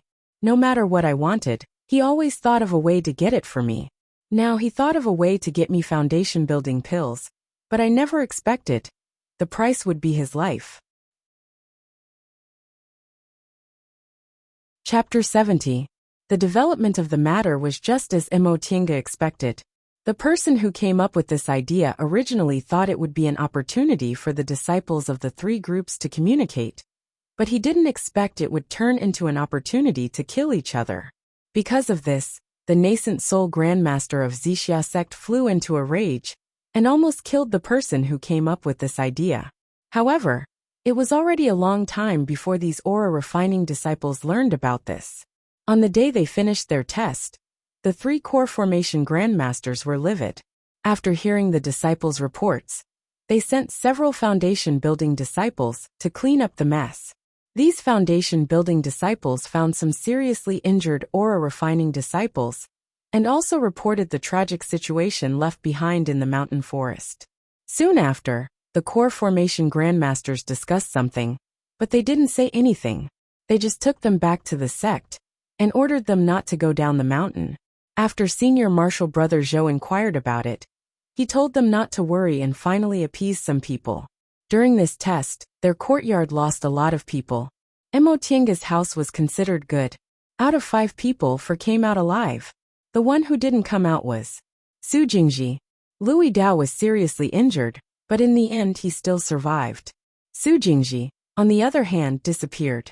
No one knew who killed him, or where his body and ashes were. There was no trace of him. In this disaster, many people disappeared like this, but they didn't expect Su Jingji to be one of them. After receiving confirmation, Su clan's people came to clean up his things. Thus, Su Jingji's traces completely disappeared from this house. Soon after, the sect head announced the results of this test. Just as they guessed, there was no investigation or disposal. Instead, he directly announced the distribution of foundation-building pills. In this test, no more than 100 Yunwu sect disciples came out alive, but 40 of them obtained foundation-building pills. Reportedly, because the elite disciples suffered heavy losses, the nascent Soul Grandmaster of Zixia sect decided to distribute more foundation-building pills, hoping to produce more foundation-building cultivators, among them to make up for this loss. The 4 people in Mo Tiange's house, including Morong Yen, were among them. However, this news didn't make Mo Tiange happy. Morong Zi's death and Su Jingji's disappearance made her feel unprecedentedly lost. She remembered Su Jingji's irritable appearance before the test that day. In fact, she had a bad premonition that day, but she didn't think too much about it. She never expected it would be an eternal farewell. Junior Marshal Brother Yi, Mo Tiange, who was leaning against a tree, raised her head and saw Qin Shi standing in front of her with a wine bottle in his hand. She forced a smile and took it. Qin Shi also sat down next to her, and the two of them drank in silence. It was an autumn afternoon. The sunlight seeped through the leaves and shone on the body, making people lazy and unwilling to move. The surroundings were quiet, and only the distant waterfall added a little liveliness. Thinking back to a month ago, there were 8 people chatting here, a group of people ordering her around. But now, Su Jingji was dead, Lui Dao was seriously injured, Wang Qianyi was married far away, Shen Bing used her beauty to seduce people, Morong Yen was determined to cultivate assiduously, and Senior Marshal Brother Zhou was busy with his future. The only one who could come here and sit with her was Qin Shi. Senior Brother Qin. If you build your foundation, what will you do? Of course it's to continue cultivating. Why do you ask? Mo Tiange shook her head. She couldn't tell why she was feeling so vexed. I just don't understand. What's the purpose of cultivating in the end? What was the purpose of cultivation? 80% of the people in the cultivation world would answer this question without hesitation. To live a long life. But what was the purpose of living a long life? Fighting each other like this, causing countless deaths and injuries. For the sake of living a long life, why didn't they care about life at all? Qin Shi thought about it seriously, but he didn't answer. He just shook his head and slowly talked about something irrelevant. I was born in a noble family in the secular world. However, because I was from a branch family, I was never valued and was always bullied by others. I don't know why, but ever since I was a child, I felt that I was different from others. I didn't want to fight for favor with my brothers, and I didn't have any interest in playing. I only focused on studying. When I was 8 years old, a guest came to our manor. He was said to be our ancestor, and he seemed to be an extraordinary person. He was already several hundred years old, but he didn't look old at all. In front of him, even the most dignified clan master didn't dare to utter a word. Then I was brought to him. After he tested my spiritual roots, he told the elders that he wanted to take me away. At that time, I was still young and didn't know what I was looking forward to. I just suddenly felt that maybe this was the path I wanted to walk. At this point he turned around and smiled. Sure enough, my premonition was correct. I walked on a completely different path from my brothers in the manor. I'm still young now, but those brothers and sisters of mine have already turned into dust. Why do we cultivate? I can't answer this question. For me, cultivating is a natural part of my life. I don't need to ask why. I just want to walk on this path. His quiet narration made Mo Tiange feel very calm. His experiences had also allowed her to see herself in him. Just want to walk on this path. Is that it? She pressed her forehead and said in a low voice, I don't know why I walked on this path. I was young and intelligent, so I knew how to read people's faces. I was used to the fickleness of human nature, and I always felt pain in my heart. At that time, I only hated myself for knowing these things, and why I couldn't be like other children. Later, when I met second uncle, I realized I was really different from other children. Cultivation? I also don't know why, But second uncle told me that without strength, there's no freedom. Without strength, there's no freedom, Qinshi murmured and repeated. His gaze on her suddenly had a lot of complicated feelings. Mo Tiange threw the bottle of wine away after she finished it. In fact, she never drank, because she wasn't in the mood and didn't have the chance. Second uncle didn't drink, because he said that cultivators couldn't indulge in worldly things. So she also thought the same. However, this feeling of drinking wine made her feel very comfortable. Senior martial brother Qin. That elder of yours should have left you by now, right? Qinshi paused but didn't say anything. In fact, second uncle's lifespan is almost up. If it's not this year, it'll be next year. Sometimes I think I can accept it calmly, but sometimes I find it hard to imagine. If second uncle is gone, what should I do? If I'm like senior martial brother Su, suddenly disappearing without even saying goodbye, what should I do? She hugged herself and buried her head in her arms, not daring to continue. Qinshi wanted to pat her shoulder, but he hesitated and his hand didn't fall. In the end he said, I'm different from you. In fact, my aptitude isn't the best, but I've never encountered a bottleneck in my cultivation. Great-grandfather said that maybe I was born to cultivate, so I don't have any obsessions or ties. In other words, I don't have superfluous feelings. I can't understand how you feel, but I know you have a heavy attachment to your feelings. If you can't let go, you won't have any achievements in the future. Mo Tiange was stunned. Obsession? Qinshi sighed and finally patted her shoulder. This is all I can say. Whether you can do it or not, it's up to you. Cultivation? Maybe for you. There are a lot of things you have to give up. Mo Tiange thought hard. Obsession? Because I've longed for too much since I was a child. I have an obsession? She seemed to understand, but she was also a bit confused. Qinshi handed her another bottle of wine. Don't think too much. If you could figure it out so easily, it wouldn't be an obsession. This requires fated chances, so take your time. After drinking another bottle of wine, her head became even more dizzy. In a daze, she heard Qinshi teasing her. Junior martial brother Yi, you've never drunk wine before? Who drinks it like water like you do? In a daze, Mo Tiange raised her head and saw that there seemed to be several Qin's eyes swaying in front of her. She tilted her head and reached out to hold his head. Senior, martial brother Qin, what's wrong? Do you know phantom technique? Qinshi was stunned for a moment, then he burst into laughter. In the end, he laughed so hard that he hit the ground. If I knew this earlier, I would have made you drink earlier. Unexpectedly. Mo Tiange stared at him for a while, then stood up and walked unsteadily towards the water. Qinshi shouted from behind her. Junior martial brother Yi, what do you want to do? She was still swaying as she walked. Wash my face. She walked to the edge of the pool and crouched down. When she saw her reflection in the water, she was suddenly stunned. She hadn't paid attention to her appearance for a long time.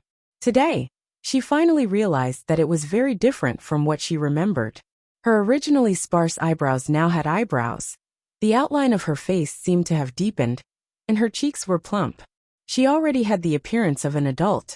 Although her head was still muddled, she was still frightened because her face looked more and more like a woman's. Junior martial brother Yi, are you done? Hearing the voice behind her, she hurriedly held the water to wash her face, but the face she saw was still bright and beautiful. She was afraid Qinshi would discover her, so she didn't dare to look back. She panicked and thought, could it be that someone has noticed me? Junior martial brother Yi. Her foot slipped, and she suddenly lost her balance and fell into the pool with a plop. Junior martial brother Yi. This scene made Qinshi dumbfounded. After a while, he saw Mo Tiange struggling in the water, so he finally regained his composure. He sprang up and instantly grabbed her, who was floating in the water, and went back to the shore. He couldn't help but shake his head. Junior martial brother Yi, you've really drunk yourself silly. As a cultivator, you actually drowned. Where's your light body technique? He looked down and felt even more helpless. This wasn't just an ordinary kind of silly. She actually choked on water and fainted. Qinshi put Mo Tiange down under the tree. He thought for a moment, then raised his hand. In his hand was a bright-colored peach branch. The peach blossoms were still blooming, and there was dew in the center of the stamen, as if they had just been plucked from the tree. He muttered a few words in a low voice. Finally, he waved his hand and shouted, "Go!" Soon after, the two of them disappeared into thin air. From Qinxi's point of view, the two of them were still in their original place. It was just that there was a faint light barrier surrounding this small area. He lowered his head to look at the unconscious Emotienga. A thoughtful expression appeared on his face. After a long time, he stretched his hand to her wet neck and felt around. Soon, he pulled out a jade pendant strung with a red string. It was a round jade pendant with a warm color and clear cloud patterns. He sighed. Sure enough. Chapter 71. When Emotienga woke up from her sleep, she felt a splitting headache. She propped herself up. The room was dark, so she rubbed her head in a daze. Strange, how did I fall asleep? She sat up and circulated her energy to cultivate a small circle. Only then did her head stop hurting. She also slowly remembered what happened before she fell asleep. No, it should be before she got drunk. How shameful. She never drank before. Yet she tried to drown her sorrows with alcohol. The worst thing was that she actually forgot herself after getting drunk. She groaned and fell back. Fortunately, there was only Senior Marshal Brother Qin at that time.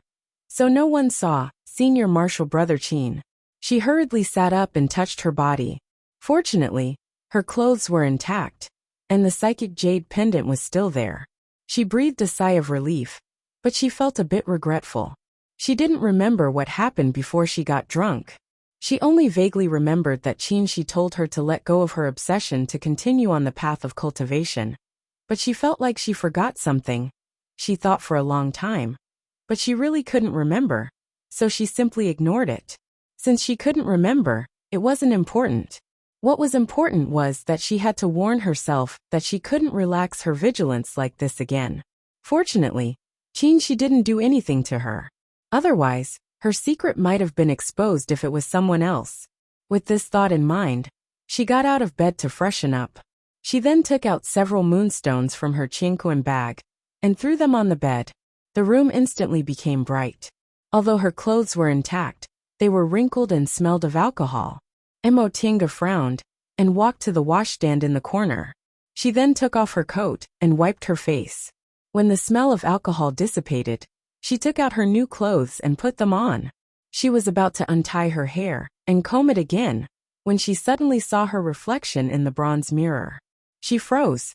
She thought for a moment, picked up the comb, scattered her hair, carefully parted it, and coiled it into a bun.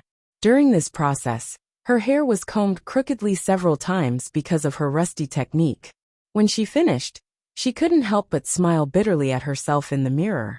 She hadn't dressed as a woman for almost 10 years, and she didn't even know how to comb her hair.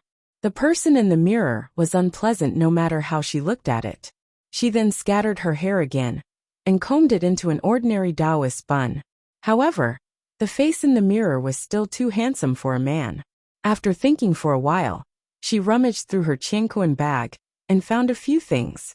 First, he used a long black strip to thicken his eyebrows. Then he poured out some gray powder from a jade bottle and smeared it on his nose, the corners of his eyes, and his lower jaw. Now that she looked at the person in the mirror, she noticed that he had sharper facial features and thicker eyebrows. He looked more like a man. He carefully erased some of the traces before putting the items away. These 2 items were actually smithing materials, but since they weren't poisonous, it wouldn't matter if he used them to wipe his face. The most important thing was that the foundation building pill was right in front of him, so he had to be a bit more careful. Once she was done with everything, she returned to the bedside and took out her Qianquan bag from inside her robe. She tidied it up, then sat down cross-legged to cultivate. Actually, she had gained many things from this trial. Just the corpses of the demonic beasts were already a great fortune. There were also pills, spirit tools, and all kinds of materials. Just the spirit stones alone amounted to over 1,000 pieces. Emotienga felt quite conflicted after she returned. Working hard for several years wasn't as good as killing a few people. Fortunately, she suppressed the injustice in her heart in time. If she ignored this ruthless thought, It would lead her to become a devil in the future. Unknowingly, several hours passed. The sky outside was already bright. Emotienga withdrew her spiritual aura, jumped out of bed, tidied up her clothes, opened the door and walked out. Outside the hall, Qin was sitting in his usual position, drawing talismans. When he heard her voice, he didn't even raise his head. Junior Marshal Brother Yi, you finally woke up. Thinking about yesterday, Emotienga felt a bit uneasy. Seeing that his expression wasn't abnormal, she finally felt relieved and said, "What's wrong?" To get the foundation building pill. Qin put away his brush and paper. When he turned his head, he was stunned. His reaction made Emotienga a bit nervous. Was the makeup on my face too obvious? After a while, Qin shook his head. I'm really muddle-headed. I feel like you're a bit different today, but I can't see what's different. Emotienga felt a bit relieved. She smiled dryly. How could it be? Aren't we getting the foundation building pill? Let's go. Qin nodded. The two of them walked out together. While walking behind them, Emotienga secretly wiped her sweat. Originally, the four of them always moved together in this room. Now that Su Jingji wasn't here and Louis Dao was being treated by the foundation building seniors in the North Peak because of his serious injuries, this room suddenly became a lot more deserted. If this wasn't the case, Qin wouldn't necessarily be so close to her. It was only because the others were gone that they had no one to talk to except each other. The south peak of Mount Yunwu was still the same as before. The morning light shone faintly and a cool breeze caressed their faces. However, two of the people who used to travel with them were missing. Emotienga sighed softly. When they reached the steward's hall, there were already a lot of people waiting in line. The two of them obediently waited outside. Soon it was Emotienga's turn. She walked in and handed over her identity tablet.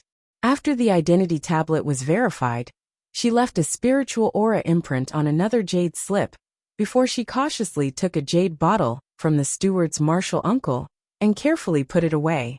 It wasn't an exaggeration to say that this was the lifeblood of aura-refining disciples.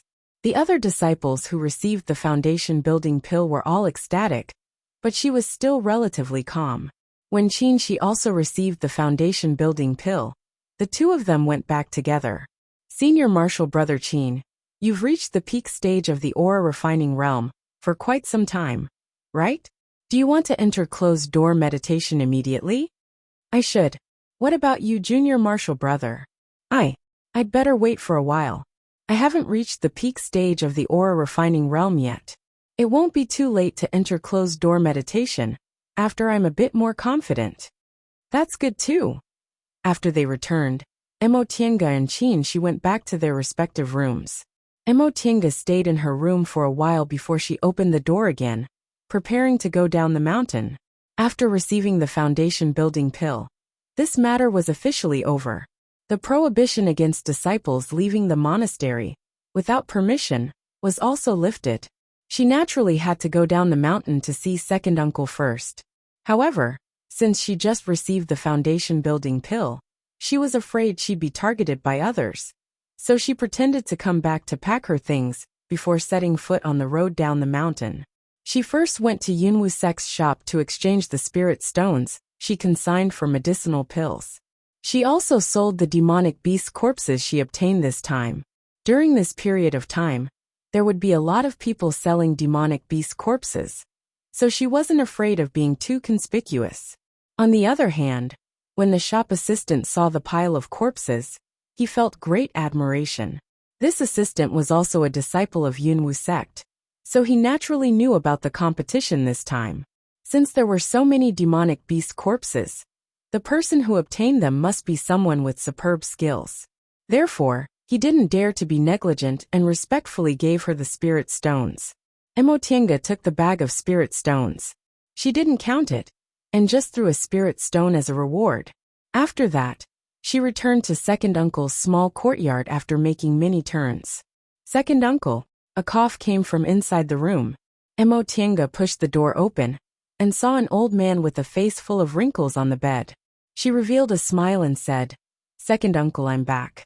Yi Jiang raised his eyelids and looked at her for a long time with his cloudy eyes. He then coughed and said with a hoarse voice, "Xiaotian, you're not injured, are you?" "I'm fine." Emotinga hastily shook her head and sat on the small stool beside the bed. She then took out the jade bottle containing the foundation-building pill, and said happily, "Second uncle, look. I got the foundation-building pill." Seeing the jade bottle, Yi Jiang took it with trembling hands. He opened the jade bottle and sniffed it. He then closed his eyes and nodded. "Yes, this is the foundation-building pill. Xiaotian, you've worked hard." Emotinga repeatedly shook her head. "I'm just lucky. There was an accident in this test, so it was much easier to distribute the foundation-building pills." Yi Jiang showed a loving smile and looked at her with pity. "Do you think second uncle doesn't know what happened? Forget it. It's good that you came out alive." His reproachful tone was actually warm and caring. She held second uncle's already withered hand and smiled sincerely. "Second uncle, you don't have to worry. I'm very powerful now. I diligently cultivate every day, and I've also learned how to fight against others. I won't be soft-hearted anymore. Second uncle, I'm telling you in this test." After spending 2 hours, Emotinga rambled on about what happened in this test. Yi Jiang smiled as he listened. Sometimes he praised her for her calmness in handling things, and other times, he gave her careful pointers, telling her how to handle things better. Emotinga felt she gained more from this conversation than she did from her own experience. With this thought in mind, she felt a bit depressed. If it wasn't for second uncle, what would she do? When she finished talking, Yi Jiang sighed and said, "Xiaotian, you've really grown up from the way you handled things this time." Second uncle is relieved. "Even if you can't build your foundation this time, you're still young. It shouldn't be a problem for you to try a few more times." His words were like his last words. Emotinga bit her lip, grabbed second uncle's hand and whispered, "Second uncle." How could Yi Jiang not know what she was thinking? He smiled and stroked her head. "Don't be like this. You're already an adult.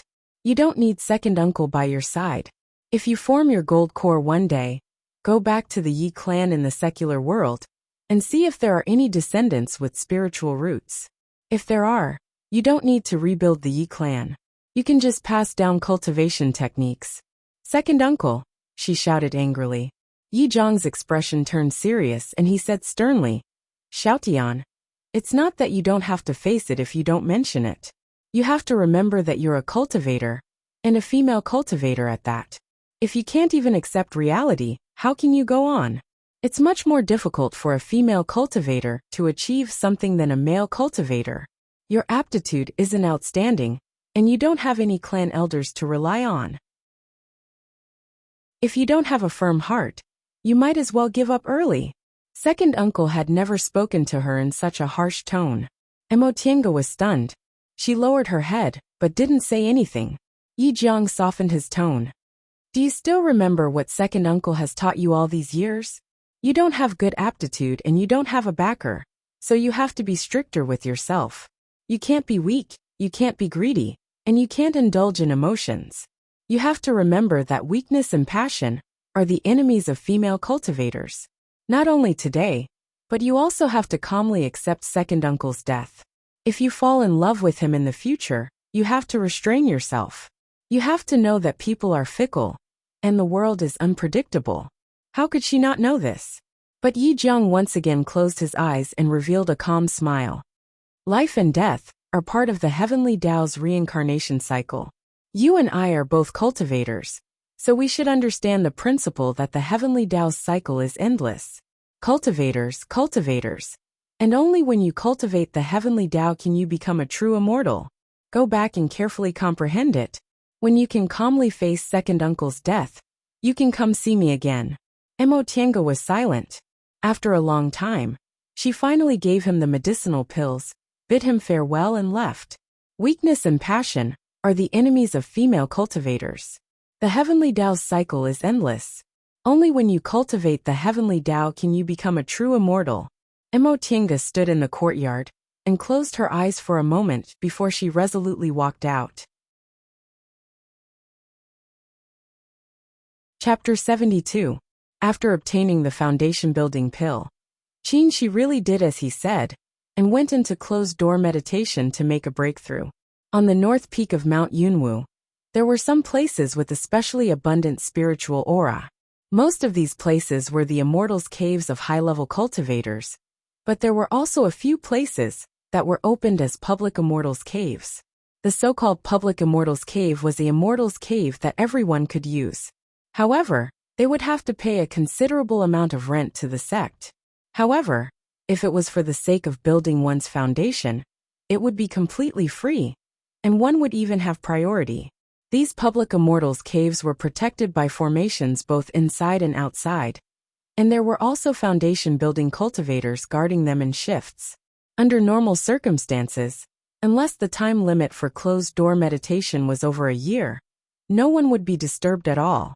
It was indeed the best place for closed-door meditation to attack the foundation-building realm. Going into seclusion to build his foundation would take at least 3 to 5 months, and at most a year. The first 2 months were used to nourish his body. Then, he would eat a foundation establishment pill, and spend a few more months to absorb and adapt to it. If he built his foundation, he would have to spend more time to stabilize his cultivation. Whether Qin Shi succeeded or failed, it would take him a year and a half before he could come out of closed-door meditation. Mo Tiange, on the other hand, didn't think much of it. She was just envious and bored. What she envied was that before Qin Shi left, his expression was calm, and without the slightest bit of worry. He seemed to be very confident, so he must have learned some kind of secret technique. As for Mo Tiange, she herself still had to spend a year or two to reach the peak stage of the aura refining realm and increase her chances of building her foundation. What was boring was that Qin Shi wasn't here, so she had no one to talk to. Lui Dao's injuries were quite heavy, so he would have to stay in the North Peak for at least 3 to 5 months. Murong Yan, with the help of her clan, also went to a public Immortals' cave to enter closed-door meditation in order to advance to the peak stage of the aura refining realm. There was another person whom Qin Shi was slightly familiar with, senior martial brother Zhou. However, just like Qin Shi, he also obtained a foundation-building pill and went to a public Immortals' cave to enter closed-door meditation in order to advance to the foundation-building realm. If he wasn't too unlucky and ended up in the 12th layer of the aura refining realm, he would have been Martial Uncle Zhou in the future. As for Jiang Shanghang, who was the only one left in the room, she simply didn't count him among her acquaintances. Ever since the matter of the school being annexed happened, not only did this guy ignore her, but he also became even more gloomy. Speaking of which, it was strange. When Jiang Shanghang first entered the school, he was already in the 10th layer of the aura refining realm. Now that Qin Shi had gone into closed-door meditation to make a breakthrough, why didn't he make any movements? Of course, she wouldn't ask Jiang Shanghang out of curiosity. After all, they weren't friends. Actually, after this trial, if she wanted to go to a public cave for closed-door meditation, she also had money. From the cosmos bags he obtained, there were more than 1,000 spirit stones. The demonic beasts he hunted were sold for another 1,000 spirit stones. In addition, some unimportant materials and spirit tools were sold for several hundred spirit stones. Altogether, there were more than 3,000 spirit stones. Coupled with medicinal pills, some spirit tools that weren't convenient to sell, and possibly useful materials, she was now unprecedentedly rich. She wasn't inferior to ordinary foundation-building cultivators at all. However, she felt that it was better to keep a low profile. She didn't even take out the corpse of the iron-toothed crocodile. Of course, she wouldn't do something as extravagant as renting an Immortals' cave. Thus, the days returned to tranquility. Every day, he would cultivate and occasionally listen to sermons. He didn't even take any errands in the steward's hall. Fortunately, after this incident, the school exempted disciples in the 7th layer of the aura refining realm and above from doing chores, so it didn't matter if he didn't take any errands. After being reprimanded by second uncle and losing contact with him, he was unprecedentedly focused on his cultivation. Coupled with the large amount of medicinal pills he consumed, it only took him 3 months to reach the aura refining perfection stage. She herself was rather surprised by this. She hadn't expected herself to have such a cultivation speed. Lui Dao was still in the North Peak. She heard a martial uncle admired him very much and wanted to accept him as his disciple. Upon hearing this news, she suddenly realized she hadn't seen Louis Dao for a long time. After thinking about it carefully, it seemed they had become a lot more distant. In the end, she felt a bit guilty, so she decided to find some time to visit Louis Dao. However, this plan didn't come true in the end, because she was stopped when she went to the North Peak. She could only ask a senior martial brother to pass her a message and transfer several unimportant things to him. She gradually heard about the reason why Jiang Shanghang didn't attempt to build his foundation. As it turned out, Jiang clan had a kind of medicinal pill that could assist in building one's foundation. It could increase one's chances of building one's foundation, but it wasn't easy to concoct. Only a small amount of medicinal pills were produced each time. Originally, with Jiang Shanghang's diligence and cultivation level, he should have been able to obtain one. Unfortunately, he was despised in Jiang clan. Moreover, Jiang Chengxian, a direct descendant of the current clan head, was also going to build his foundation this time. So Jiang Shanghang's share was given to Jiang Chengxian. Jiang Shanghang could only grit his teeth and accept the result. Foundation building pills weren't easy to obtain, so he planned to endure until the next batch of medicinal pills was made. What Jiang Shanghang said was pure speculation, but in any case, they had known each other for more than 3 years. Based on Jiang Shanghang's personality, it was very likely he would think that way. Mo Tiange felt a bit envious when she heard this news. There was actually a medicinal pill that could increase one's chances of building one's foundation. However, since this kind of medicinal pill existed, the sect had never heard of it. It wasn't that the pill recipe was too complicated or the materials were too rare, so they couldn't be provided to ordinary disciples. Even Jiang Shanghang couldn't obtain Jiang clan's things, let alone her. Therefore, she could only be envious. When she reached the peak stage of the aura refining realm, and her cultivation couldn't advance any further, Mo Tiange went down the mountain. Although second uncle severely reprimanded her last time and ordered her not to see him until she figured it out, Mo Tiange still came to see him once every half a month. However, second uncle only said a few words to her before he drove her back to the mountain. This time, however, it was different. She had something very important to say. Second uncle, Yi Jiang, who was still recuperating in the small room, looked even older.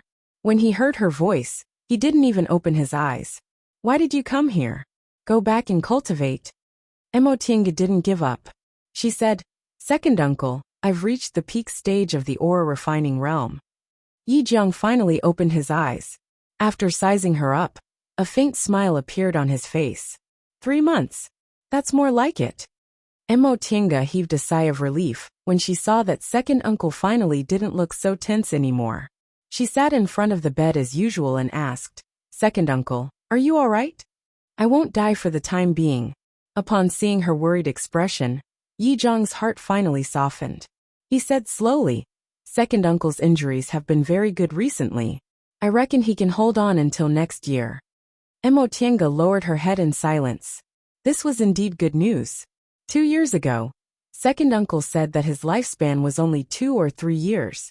Now at least he could confirm that it was the longer one. All right, since you've reached the peak stage of the aura refining realm, you should strive to build your foundation. Are you ready to build your foundation? Mo Tiange shook her head, feeling very confused. Second uncle, I can feel that my cultivation level is no longer a problem, but I'm still lacking something if I enter closed-door meditation to build my foundation. What is it? Yi Jiang muttered. Second uncle has already explained to you how to build your foundation and made you familiar with the process. Logically speaking, you should be well prepared. Do you have any doubts? After hesitating for a moment, Mo Tiange nodded and said, whenever I think about building my foundation, I always feel flustered. I don't have any confidence at all. I guess so. Yi Jiang understood. It seems that you weren't mentally prepared. This is a bit difficult. If you forcibly enter closed-door meditation to build your foundation, your mentality will be unstable, and your state will also be unstable, which will affect the success of building your foundation. Yes, I can't make up my mind to enter closed-door meditation immediately. Second uncle, what should I do? Yi Jiang said. It's no wonder you feel that way. Most people cultivate until the peak stage of the aura refining realm and wait a long time for foundation building pills. So they're fully prepared. But because of second uncle, you're in a hurry to cultivate until the peak stage of the aura refining realm and are about to build your foundation. Then what should I do? Yi Jiang closed his eyes as if he was thinking. Mo Tiange stared at him anxiously. She knew that although second uncle's situation was a bit better than she expected, he only had 1 year left to live. She wanted second uncle to see her build her foundation before he passed away and leave with peace of mind. Therefore, she couldn't afford to delay this 1 year. Yi Jiang finally opened his eyes. He seemed to have made a decision. After staring at her for a long time, he said slowly, Tiange, you should leave the mountain and travel around for a while. Ha! Mo Tiange was dumbfounded. Travel? Doesn't that mean I have to leave Mount Yunwu and second uncle? Yi Jiang nodded. Yes. Whenever a cultivator is stuck in a bottleneck, or their state of mind is unstable, traveling is the best solution. But, Mo Tiange said anxiously, wouldn't that mean I have to leave this place? Second uncle, how can I leave you here alone? Yi Jiang showed a faint smile. Are you worried that second uncle will suddenly die here? Mo Tiange was speechless. She was indeed afraid. She was afraid that if second uncle passed away, she still wouldn't be able to build her foundation. However, she was even more afraid that second uncle would finish his last journey alone while she was gone. Yi Jiang sighed. Rest assured, when the end of a cultivator's lifespan is near, their perception of destiny will also become stronger. After making this decision, second uncle feels that he can still wait until you come back. Go. If you stay, I'm afraid it'll take more time. Second uncle, be obedient. Mo Tiange struggled for a long time, but still shook her head resolutely. No. What if something unexpected happens? I won't go. What if you have to go? I absolutely won't go. Yi Jiang closed his eyes as if he didn't want to argue with her anymore. He knew how stubborn this child was. When he was seriously injured while hunting demonic beasts, his companions threw him on the road. It was this child who ran into the forest to find him regardless of her life. In the end, the two of them escaped from a life-and-death situation. Xiaotian, take second uncle's natal primordial spirit tablet and go on your way. Mo Tiange was startled, but she only called out in a daze, second uncle. Yi Jiang closed his eyes and sighed. If anything happens to second uncle, you'll know when you see that primordial spirit tablet. Do you feel relieved now? Yi Jiang didn't say anything else to her. He took out a jade tablet from his robe, made a hand seal with his right hand, and muttered something. A moment later, a drop of bright blood appeared between his eyebrows. He sped up his chanting and made a cut with his fingertip. The drop of blood instantly followed his hand and entered the jade tablet. The jade tablet immediately turned from white to dark red. After doing this, Yi Jiang coughed violently several times. Second uncle.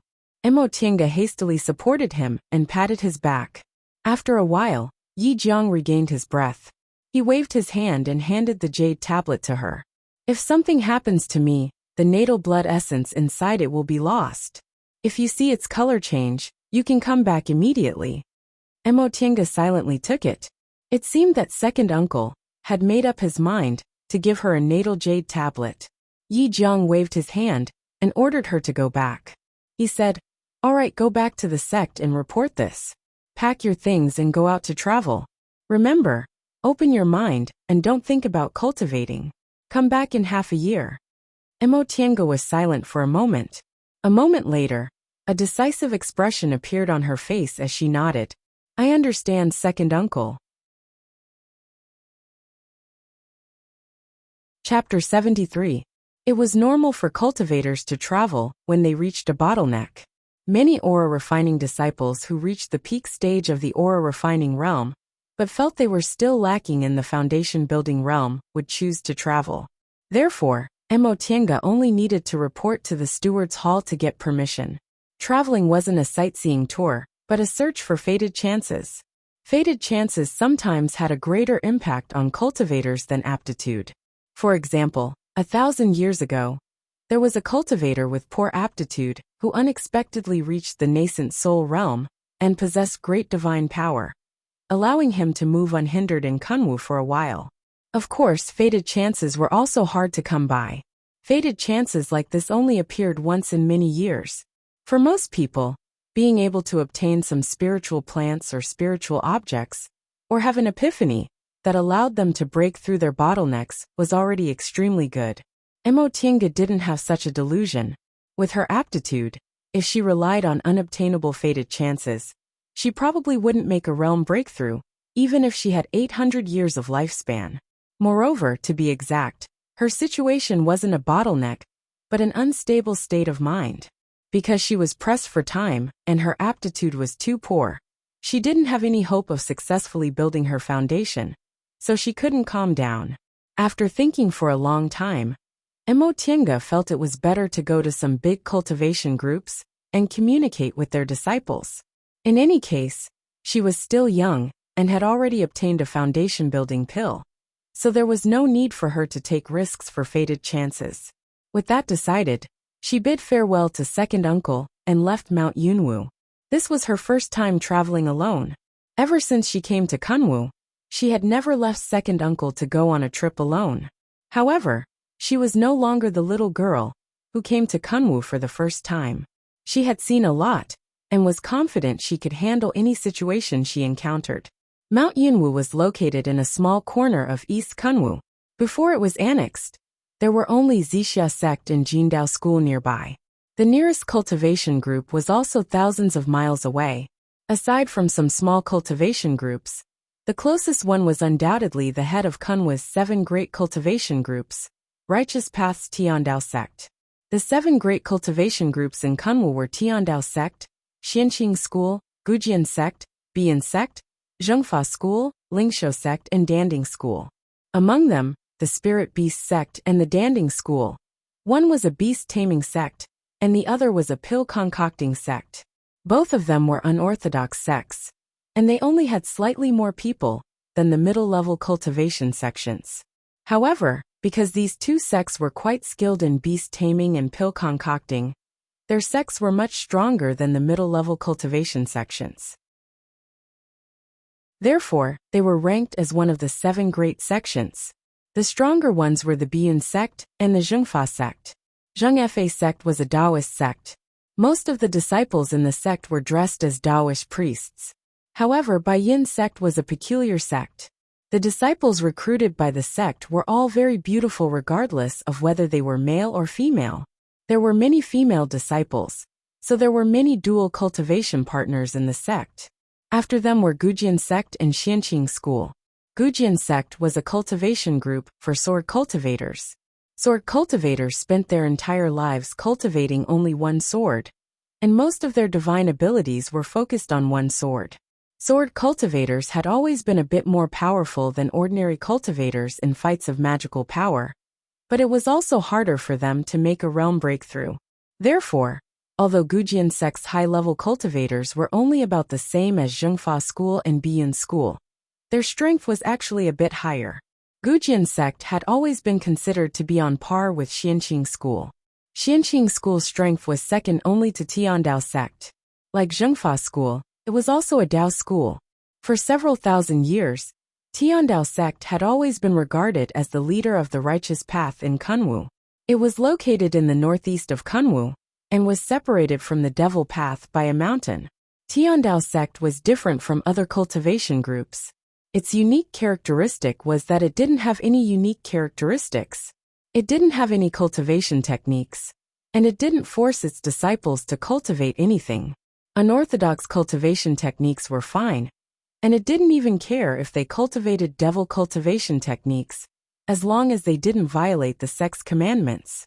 Tiandao sect's strength was precisely due to its tolerant management method. Every Tiandao sect disciple was treated equally regardless of what they cultivated, so there were many special talents in the sect. Emotienga wanted to go to Tiandao sect because it was the leader of the righteous path, and its disciples cultivated a variety of things. Not only could she gain more experience, but she also didn't have to worry about any accidents. Although there were no absolute righteous people among cultivators, people of the righteous path still didn't encourage fighting, so it would be a bit safer to interact with disciples of the righteous path. Not far from Mount Yunwu, Emotienga found a place to change out of Yunwu sect's disciple uniform and put on very ordinary clothes. Yunwu sect had already been annexed by Zixia sect, and that unforeseen event happened a month ago, so it was better for her to be a bit more cautious. Soon after, she used the light body technique and headed northeast. In the past, when she wandered with second uncle, Emotienga once met a cultivator who was actually a martial artist in the secular world, who entered the Tao through martial arts. She was very interested in their so-called martial arts and body techniques, so she learned some of them. In the past few years, from the Immortals Assembly to the foundation building pill competition, she benefited a lot. When she used the light body technique, she was also faster than ordinary cultivators. In less than half a month, she arrived at the boundary of Tiandao sect. Tiandao sect's sphere of influence was very large. This area already belonged to it. In fact, there were only a few small cultivation groups attached to it in the surrounding area. However, the market square here was very special. It actually held a Tao assembly at a fixed time, and invited foundation building cultivators from Tiandao sect to participate. Anyone could participate in this Tao assembly, as long as they paid the entrance spirit stones. Moreover, they could raise questions to the cultivator giving the lecture, and discuss the Tao with each other. Emotienga was very interested in this Tao assembly. Since the entrance fee wasn't expensive, she waited here.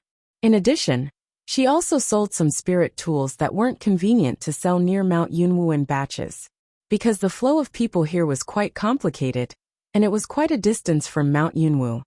These spirit tools were sold smoothly, and earned her a lot of spirit stones. After coming out of a shop, Emotienga turned a corner, and took off her robe. She changed her appearance, and revealed her true appearance. When she went to the shops to sell spirit tools, she used the transfiguration technique to disguise herself into various different appearances, because she still couldn't let people know the origin of these spirit tools. Besides, these shops didn't care whether the customers used the transfiguration technique or not. It was fine as long as they couldn't see her true appearance. She leisurely walked around the corner and released her divine sense. She didn't find anything unusual, so she faintly smiled and went into another shop. This shop's appearance was simple and didn't have any decorations. There were several brocade boxes on the counter, containing spirit tools, talismans, medicinal pills, and some miscellaneous items. The shopkeeper was a mortal woman. When she saw Emotienga, she greeted her enthusiastically. "Master Immortal, what do you want?" Emotienga was just strolling around, so she didn't answer immediately. She casually sized up the spirit tools on the counter before she turned to look at the woman. But when she turned her head, she was stunned. This woman was in her 20s and was quite beautiful. Although she was a mortal, she wasn't much worse than a female cultivator. Of course, this wasn't why Emotienga was surprised. What surprised her was that this woman looked so familiar. Emotienga carefully thought about it, but she couldn't remember when she saw this woman. "Master Immortal?" Emotienga regained her composure and saw the woman looking at her anxiously. She suddenly realized that she hadn't answered for a long time, but had been staring at this woman for a long time. Moreover, she was now dressed like a man, so she must have scared this woman. Emotienga thought it wasn't convenient to explain, so she asked, "What do you sell in this shop?" Seeing that Emotienga's expression was normal, the woman promptly smiled and introduced, "Look at these spirit tools, talismans, and medicinal pills. They're all excellent. In addition, this shop also sells talisman paper and talisman brushes. They're all made of high-grade demonic beast materials. Please take a look." Emotienga had already swept her eyes over the things displayed on the shelves. The spirit tools were only common goods, they weren't high-grade spirit tools. The talismans were also low-grade talismans. She didn't know about the medicinal pills, but judging from the other things, they were probably just common medicinal pills. She just sold a lot of spirit tools, and she had a lot of talismans and medicinal pills on her, so she basically didn't need them. Thus, she casually grabbed a handful of talisman paper, a talisman brush, and some cinnabar. "How many spirit stones do you have here?" The woman looked at them, then said with a smile, "These talisman papers and cinnabar only cost 1 spirit stone, but this talisman brush costs 7 spirit stones." For the current Emotienga, 8 spirit stones weren't much. She immediately took out 8 spirit stones from her Qianquan bag and placed them on the counter. The woman was very happy that a business deal was completed so easily. She wrapped up the things she wanted and handed them to Emotienga, then said respectfully, "Master Immortal, these are the things you wanted." Emotienga took them and was about to leave when a young cultivator came into the shop. This cultivator was only in the 5th layer of the aura refining realm. He wore ordinary clothes and looked exhausted, but his face was handsome and looked quite elegant. As soon as the young cultivator entered the shop, the woman who guarded the shop called out happily, "Husband, you're early today." As it turned out, he was this woman's husband. This wasn't uncommon. Female cultivators were originally fewer than male cultivators, and many low-level female cultivators were taken as concubines by high-level cultivators. It was often very difficult for low-level male cultivators to find a Tao companion. So many of them married mortal women as their wives or concubines. Emotienga didn't know whether this beautiful woman in front of her was a wife or a concubine. The cultivator responded faintly with a very cold expression. Once he raised his head and saw Emotienga, he immediately smiled and said, "Fellow Taoist, do you need anything?" Emotienga naturally knew she was already in the top layer of the aura refining realm, so this cultivator didn't dare to look down on her. It was just that he was so cold to his wife. Yet he greeted others with a smile, which made her a little unhappy, especially when she turned her head and saw the faint loneliness in the woman's eyes. She felt even more sad. It was basically impossible for a mortal woman to get equal status with a cultivator. To put it nicely, they were wives and concubines, but to put it bluntly, they were playthings. So what if she was a female cultivator, let alone a mortal woman? She recalled Shenbing. She had good qualifications and had the backing of her family, but she was still dragged down by her beauty and became someone else's concubine. Thinking up to this point, Emotienga suddenly lost her mood and coldly said, "It's nothing." The cultivator didn't care about her indifference and still said enthusiastically, "Fellow Taoist, you can look around more. Everything else in my shop isn't good, but the talisman papers and talisman brushes are all good. I personally made them." Before Emotienga could say anything, the woman already said, "Husband, this Master Immortal has bought talisman papers and talisman brushes in the shop." "Really?" The cultivator smiled awkwardly. "That being the case, thank you for your patronage, fellow Taoist. Please make yourself at home." Emotienga nodded slightly, but she didn't want to leave. She pretended to be interested and started to examine the spirit tools on the shelves. The woman was about to introduce them, but Emotienga waved her hand and said, "No need to greet me. If you like them, you'll tell me." Seeing that Emotienga didn't want to be disturbed, the woman retreated. Seeing her husband's tired appearance, she hurried back and forth to serve tea. Emotienga sighed inwardly. She really didn't understand. This cultivator obviously didn't treat his wife well. So why did this woman still love him so much? "Husband, you came back so early today. Did everything go smoothly?" Upon hearing his wife's question, the cultivator opened his eyes. He then took out a cloth bag from his Qianquan bag and threw it to the side. "My luck was bad today, so I only managed to pick these. You can go and tidy them up." The woman nodded, then picked up the cloth bag and went inside. Upon seeing this, Emotienga casually picked several talismans, paid several spirit stones and left. Chapter 74. When Emotienga washed her face in the evening, she suddenly understood why she felt that woman's face was familiar. After removing her disguise, her face in the mirror was clearly somewhat similar to that woman's. The similarities were in their eyebrows and facial contours. The facial contours were fine, but their eyebrows and eyes were too similar. If she hadn't disguised herself, She might have been discovered on the spot. It was strange. She didn't have any sisters, and the closest relatives were all in the secular world.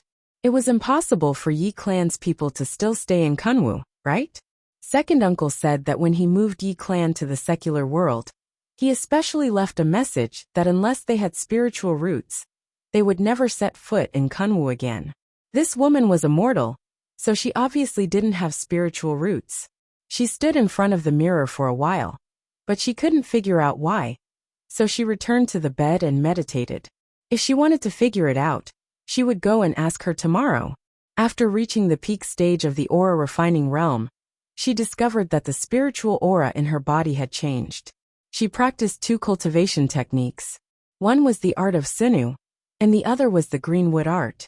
Because the art of Sinu was faster, it was her main cultivation technique, while the greenwood art was her secondary cultivation technique. However, the spiritual aura absorbed by these 2 cultivation techniques was about the same. Although the greenwood art absorbed with spiritual aura, it also absorbed a small amount of other spiritual aura. The art of Sinu, on the other hand, could absorb any kind of spiritual aura. The spiritual aura absorbed by the 2 cultivation techniques was mixed together, so there was no difference. However, after reaching the peak stage of the aura refining realm, a wisp of Yin's spiritual aura gradually appeared in her body. It was very small, but it was very different from other spiritual auras. The 2 wisps of spiritual aura circulated in her meridians, neither interacting nor repelling each other. She didn't have time to tell second uncle about this, but it didn't seem harmful at the moment, so she just let it be. Now that she had reached the peak stage of the aura refining realm, cultivating couldn't increase her spiritual aura. It could only make her spiritual aura purer. Emotienga was just used to cultivating, so she would meditate when she had nothing to do. However, something surprising happened during her habitual cultivation this time. The 2 unrelated wisps of spiritual aura in her dantian and meridians were still circulating separately, but the wisp of Yin's spiritual aura gradually became more abundant. After discovering this phenomenon, she did an experiment. In her dantian, she separated the 2 types of spiritual aura into 2 strands and let them slowly come into contact with each other. As a result, not long after, the mixed spiritual aura of each attribute decreased a little, and the cool spiritual aura increased a little. Once she verified that this cool spiritual aura could nibble away at her original spiritual aura, she immediately stopped cultivating. Although she could control the 2 spiritual auras at the moment, and there was no difference, she still hadn't figured out what was going on with this cold spiritual aura. It was best not to act rashly. After pondering for a while, she felt that this Yin spiritual aura might be Yin aura produced by cultivating the art of Sinu. However, the cultivation technique didn't mention this change, so she didn't dare to confirm it. Generally speaking, the sky was yang, the earth was Yin, men were yang, and women were Yin. Actually, both men and women had Yin and yang in their bodies. It was just that men had more yang and less Yin, while women had more Yin and less yang. As a result, the cultivation techniques of the cultivation world were created specifically for female cultivators, and all of them leaned towards the Yin attribute.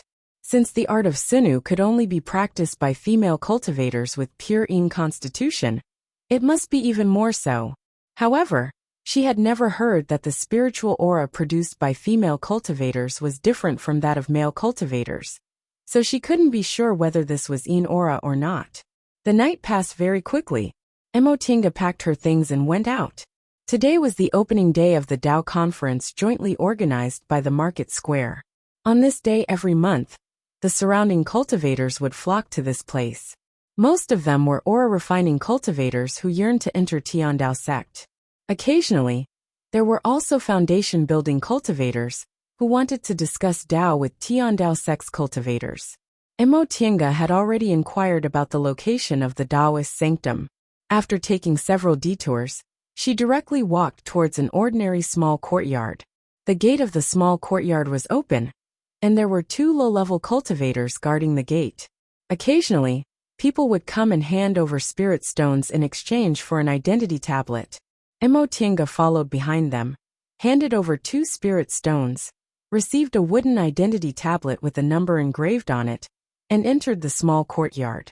Soon after, she passed through a central room and was led into another room.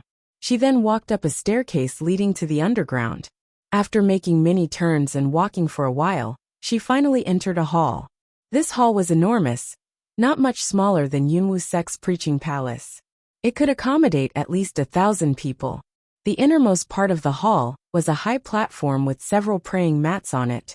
Below the platform, tables, chairs, and praying mats were all available.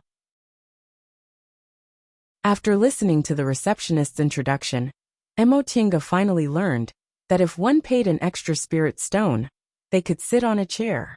At that time, she simply didn't ask and only paid the admission fee, so she could only sit on a praying mat.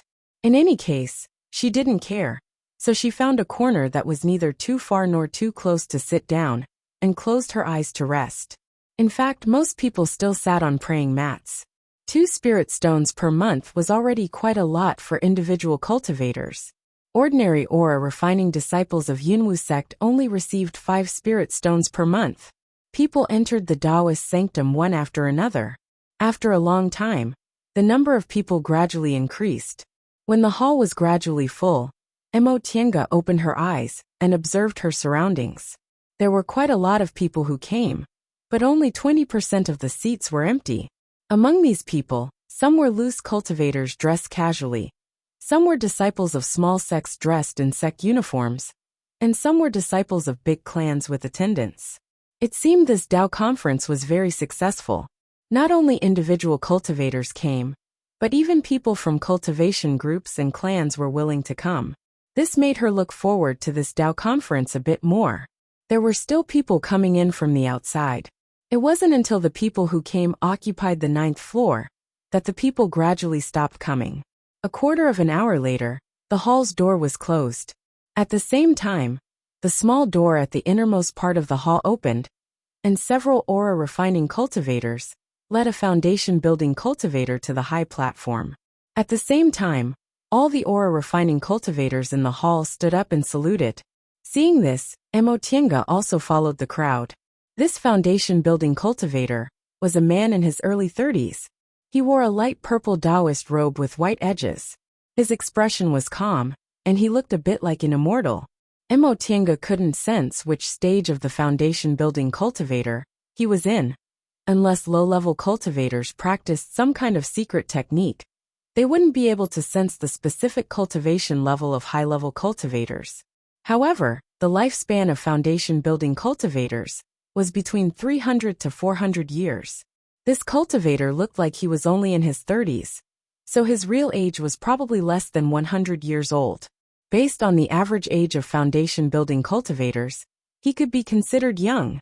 The foundation building cultivator sat down on a praying mat in the middle of the high platform. He glanced at the audience and said, "Greetings, ladies and gentlemen. I'm Wenxiang Dao from Tiandao sect. Today, I'll give a sermon to everyone. If any fellow Taoists want to come, you're also welcome." The man paused for a moment, then continued, "I think everyone has probably heard a lot about cultivation experiences. Why don't I tell everyone about my foundation building experience today?" Hearing this, Emotinga immediately became spirited. Originally, she was only interested in this kind of Tao conference organized by market squares. She didn't expect they'd talk about foundation building experiences. This was exactly what she wanted to hear the most right now.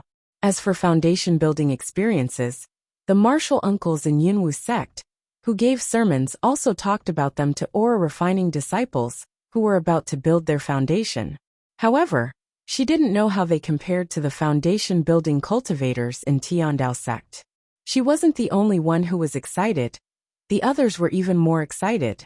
It must be known that individual cultivators rarely had the opportunity to hear about this kind of content. Although clans' descendants and disciples from small cultivation groups had the opportunity, this was a cultivator from Tiandao sect, the #1 cultivation group in the celestial pole. It was definitely different from what their seniors said. When Xiangdao paused for a moment, as if he was thinking about how to start. After a while he slowly said, I think everyone knows how aura refining cultivators build their foundation. First, they have to cultivate until they reach the peak of the 10th layer of the aura refining realm. Second, they have to take a foundation building pill. Then they have to enter closed door meditation for a year and a half. If they succeed, they'll advance to the foundation building realm. If they fail, they'll remain in the aura refining realm. If they're relatively lucky, they'll enter the 11th layer of the aura refining realm. Now I'll talk about my process and experiences in building my foundation. I have 3 spiritual roots, and am very ordinary in Tiandao sect. The cultivation technique I practice is also a very ordinary 5 elements cultivation technique. I was lucky enough to obtain a foundation building pill, and as a result, I succeeded in building my foundation on my first try. I think many of you are as ordinary as I am. Ordinary people like me have very little hope of building their foundation. But you're also hoping that your ancestors will be blessed with luck, and you'll be able to enter the foundation building realm in one go. But what I want to tell you today is that building your foundation isn't just about luck. As we all know, spiritual roots affect the speed at which one absorbs spiritual aura, affects the effect of cultivation, and also affects the probability of advancing to the next realm. It can be said that people with few spiritual roots are more suitable for cultivation than those with mixed spiritual roots. Some people can advance to the next realm easily, while others have to struggle bitterly. Of course, you shouldn't be delusional enough to think that building your foundation has nothing to do with spiritual roots. That's impossible. However, as long as you have enough patience, you can still slightly shorten the distance between you and people with natural spiritual roots. Many cultivators, after cultivating until the peak of the 10th layer of the aura refining realm, are anxious to immediately advance to the next realm. In fact, there are still several factors that affect the success rate of building your foundation. One of them is the density of your spiritual aura. His last sentence surprised Mo Tiange. Density of spiritual aura? What does that mean? Wen Xiangdao went on to say, do you know what kind of changes will happen to your body after you build your foundation? He swept his gaze over everyone. As he expected, everyone was silent, so he continued, let me tell you something. If you build your foundation, your meridians will become wider, your dantian will become bigger, and the spiritual aura that originally flowed between your dantian and meridians will become liquid. This way, your body will have extra space to continue absorbing spiritual aura. By now, you should have already guessed what I'm going to say. Yes, if you stay in the 10th layer of the aura refining realm for a long time, your spiritual aura will become a bit purer, and it'll be very easy for you to achieve the condition of turning your spiritual aura into liquid. Mo Tiange had never heard of this theory before. Second uncle only told her that it would be difficult to build his foundation if time was too tight. But he never mentioned these reasons. Mo Tiange didn't know whether this theory was concluded by Tiandao sect or not, but she immediately concentrated on recording everything in a jade slip. She planned to tell second uncle when she went back, and let him judge whether it was the correct explanation. When Xiangdao talked nonstop for an hour, before he finally finished explaining this part, he paused for a moment then started the next part. In addition, I also want to tell everyone that just because inner demons appear only in the core formation realm, you shouldn't ignore your mentality. You're right. Inner demons indeed won't appear in the foundation building realm, but your mentality will affect your behavior and also affect your confidence. Don't ignore your mentality. A person with a stable mentality will start building his foundation in an orderly manner and will be able to calmly solve problems he encounters. This way, from another perspective, will also increase his chances of building his foundation.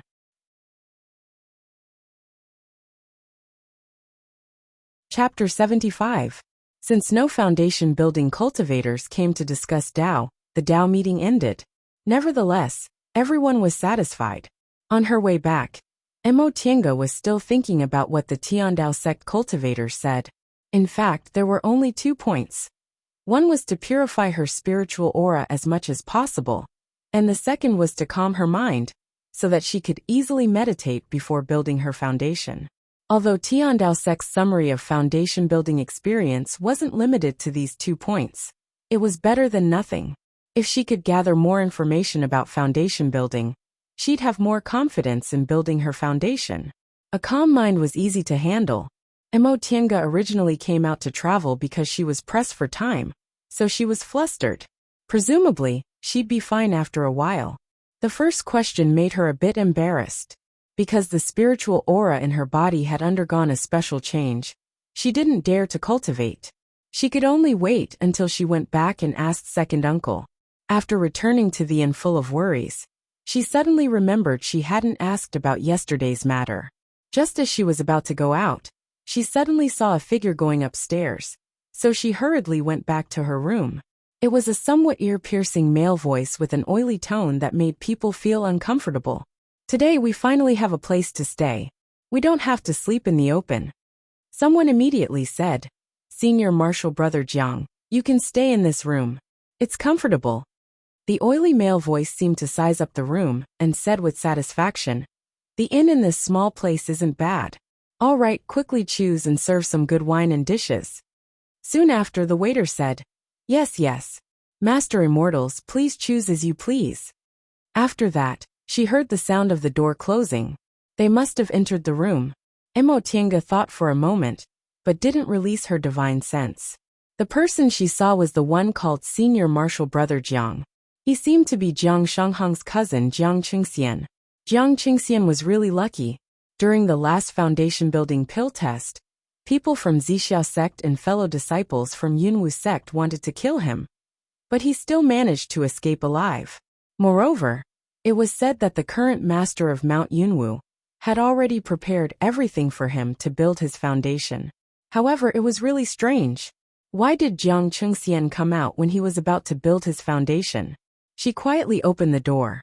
Seeing that there was no one in the corridor outside, she cast an illusory transformation technique and left the inn. She walked into the same shop as last time. The shopkeeper was still that beautiful mortal woman. Upon seeing her, she greeted her enthusiastically. Immortal Master, what would you like to buy? Mo Tiange took the form of an ordinary-looking youth.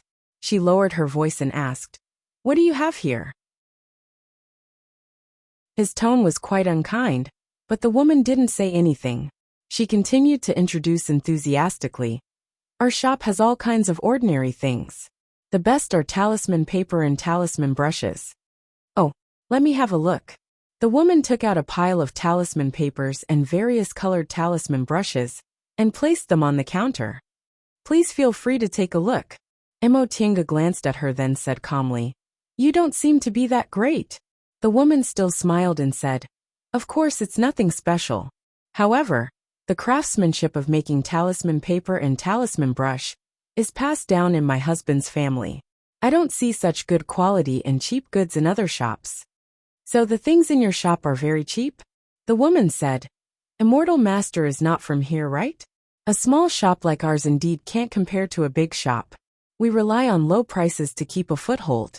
Otherwise, if everyone went to a big shop with a full range of goods and top quality goods, our shop wouldn't be able to continue operating. Mo Tiange naturally understood this. Back then, she also opened a shop with her uncle. Their small shop couldn't compete with the big shops. But many small cultivators still came, because they didn't have much money and couldn't afford to buy things from the big shops. The big shops also didn't bother to compete with the small shop for this small amount of money, so the small shop could survive. Later, they were bullied because second uncle was, after all, a foundation-building cultivator. He also had some wealth, so his collection was very complete.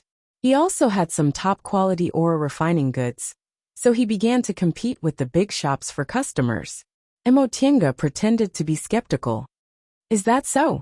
The woman said, Immortal Master, take a look. These talisman papers are made from a mixture of Wenxing bamboo and demonic beast blood. Wenxing bamboo is hard, so the paper it makes is airtight. It's not inferior to top-quality talisman papers. As for this talisman brush, it's made from the fur of a bloodfrost wolf. Each strand is carefully selected. All of these were hunted by my husband, so I guarantee they're genuine. Mo Tiange took a look, but for a moment, She didn't say whether she wanted it or not. Instead, she started to size up the other things in the shop. She pretended to be careless and asked, "You said this is a craftsmanship passed down in your husband's family, so you're also from a cultivation clan. Why does your shop look so shabby?" The woman's smile froze for a moment, but she immediately smiled and said, "A small clan naturally can't open a big shop. Immortal Master, please take a look. If you need anything, just call me directly." As she spoke, Emotinga secretly sized her up many times. The more she looked, the more she felt they resembled each other. From her probing, she could tell that this husband and wife didn't have any backing. That being the case, she didn't care about a fifth layer or a refining cultivator. "I have something to ask, madam."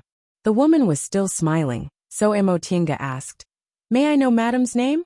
Once she said that, the woman suddenly looked nervous. She took a step back, and her face turned green and white. Emotinga smiled and said, "Madam, don't be afraid. I don't have any ulterior motives." Although she explained it this way, she was now dressed like a man, and was also a cultivator. It would be strange if the woman wasn't afraid, if she suddenly asked for her name. Seeing that the woman was still hesitating, Emotinga released her spiritual aura pressure. The woman was only a mortal, so how could she withstand it? She retreated several steps and leaned against the wall. In the end, she gave in and said, "My surname is Emo." Emotinga was dumbfounded. After a long time, she thought of another possibility and anxiously asked, "Emo as in stranger?" The woman nodded. "Yes." Emotinga stared fixedly at her. Finally, she found some traces of the past on the woman's face. As it turned out, this woman wasn't a member of Yi clan, but rather the Emo clan where she lived for 10 years. Emotinga's expression was uncertain.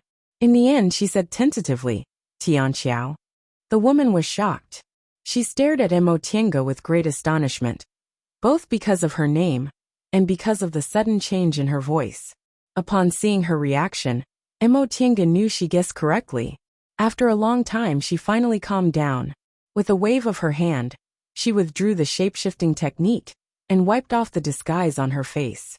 From the woman's shocked expression, Emotinga could tell that the two of them had similar appearances. The woman's face turned pale and then red. She was extremely excited. You're Tianga?" Emotinga nodded and sighed. "Tianxiao, I didn't expect we'd meet again." Tianxiao covered her mouth. Tears streamed down her cheeks. After a long time, she suddenly threw herself at Emotinga. "Tianga, is it really you?" Emotinga supported her and said warmly, "It's really me. Don't cry. It's not easy for us to meet again. You should be happy." "Yes, yes." Tianxiao hastily wiped the tears off her face and went to close the door. "Wait a moment. I'll close the shop first. Let's talk in the back." Emotinga nodded, then closed her eyes to calm herself down. Although she wasn't as excited as Tianxiao, she was still very happy when she got the answer. Not long after she arrived in Kunwu, she followed second uncle to wander around.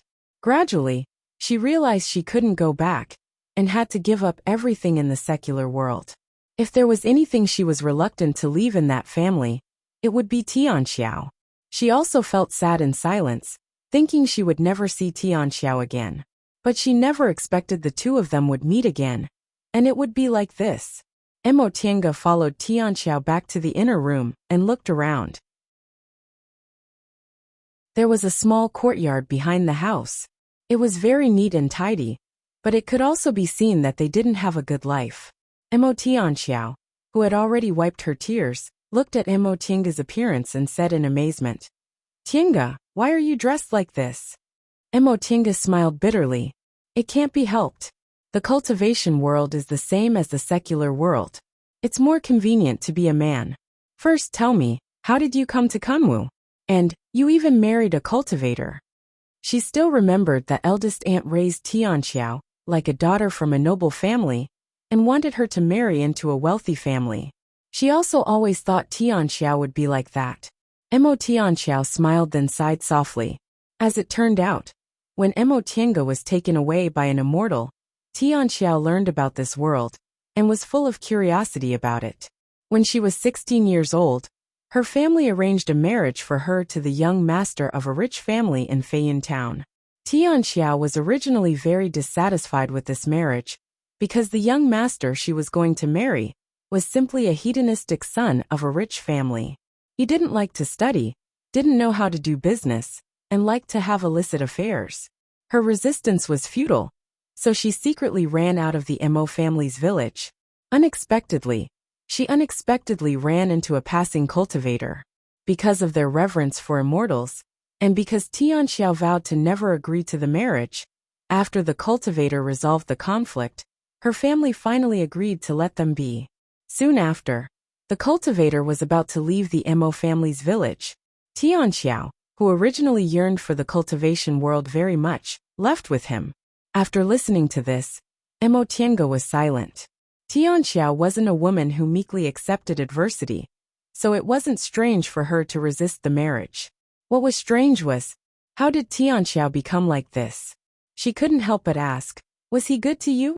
Tianxiao was lost in thought for a while before she said, in the beginning, he treated me really well. We wandered in the secular world for several years before we arrived in Kunwu. His father was also a cultivator, but he died in an accident during a fight of magical powers.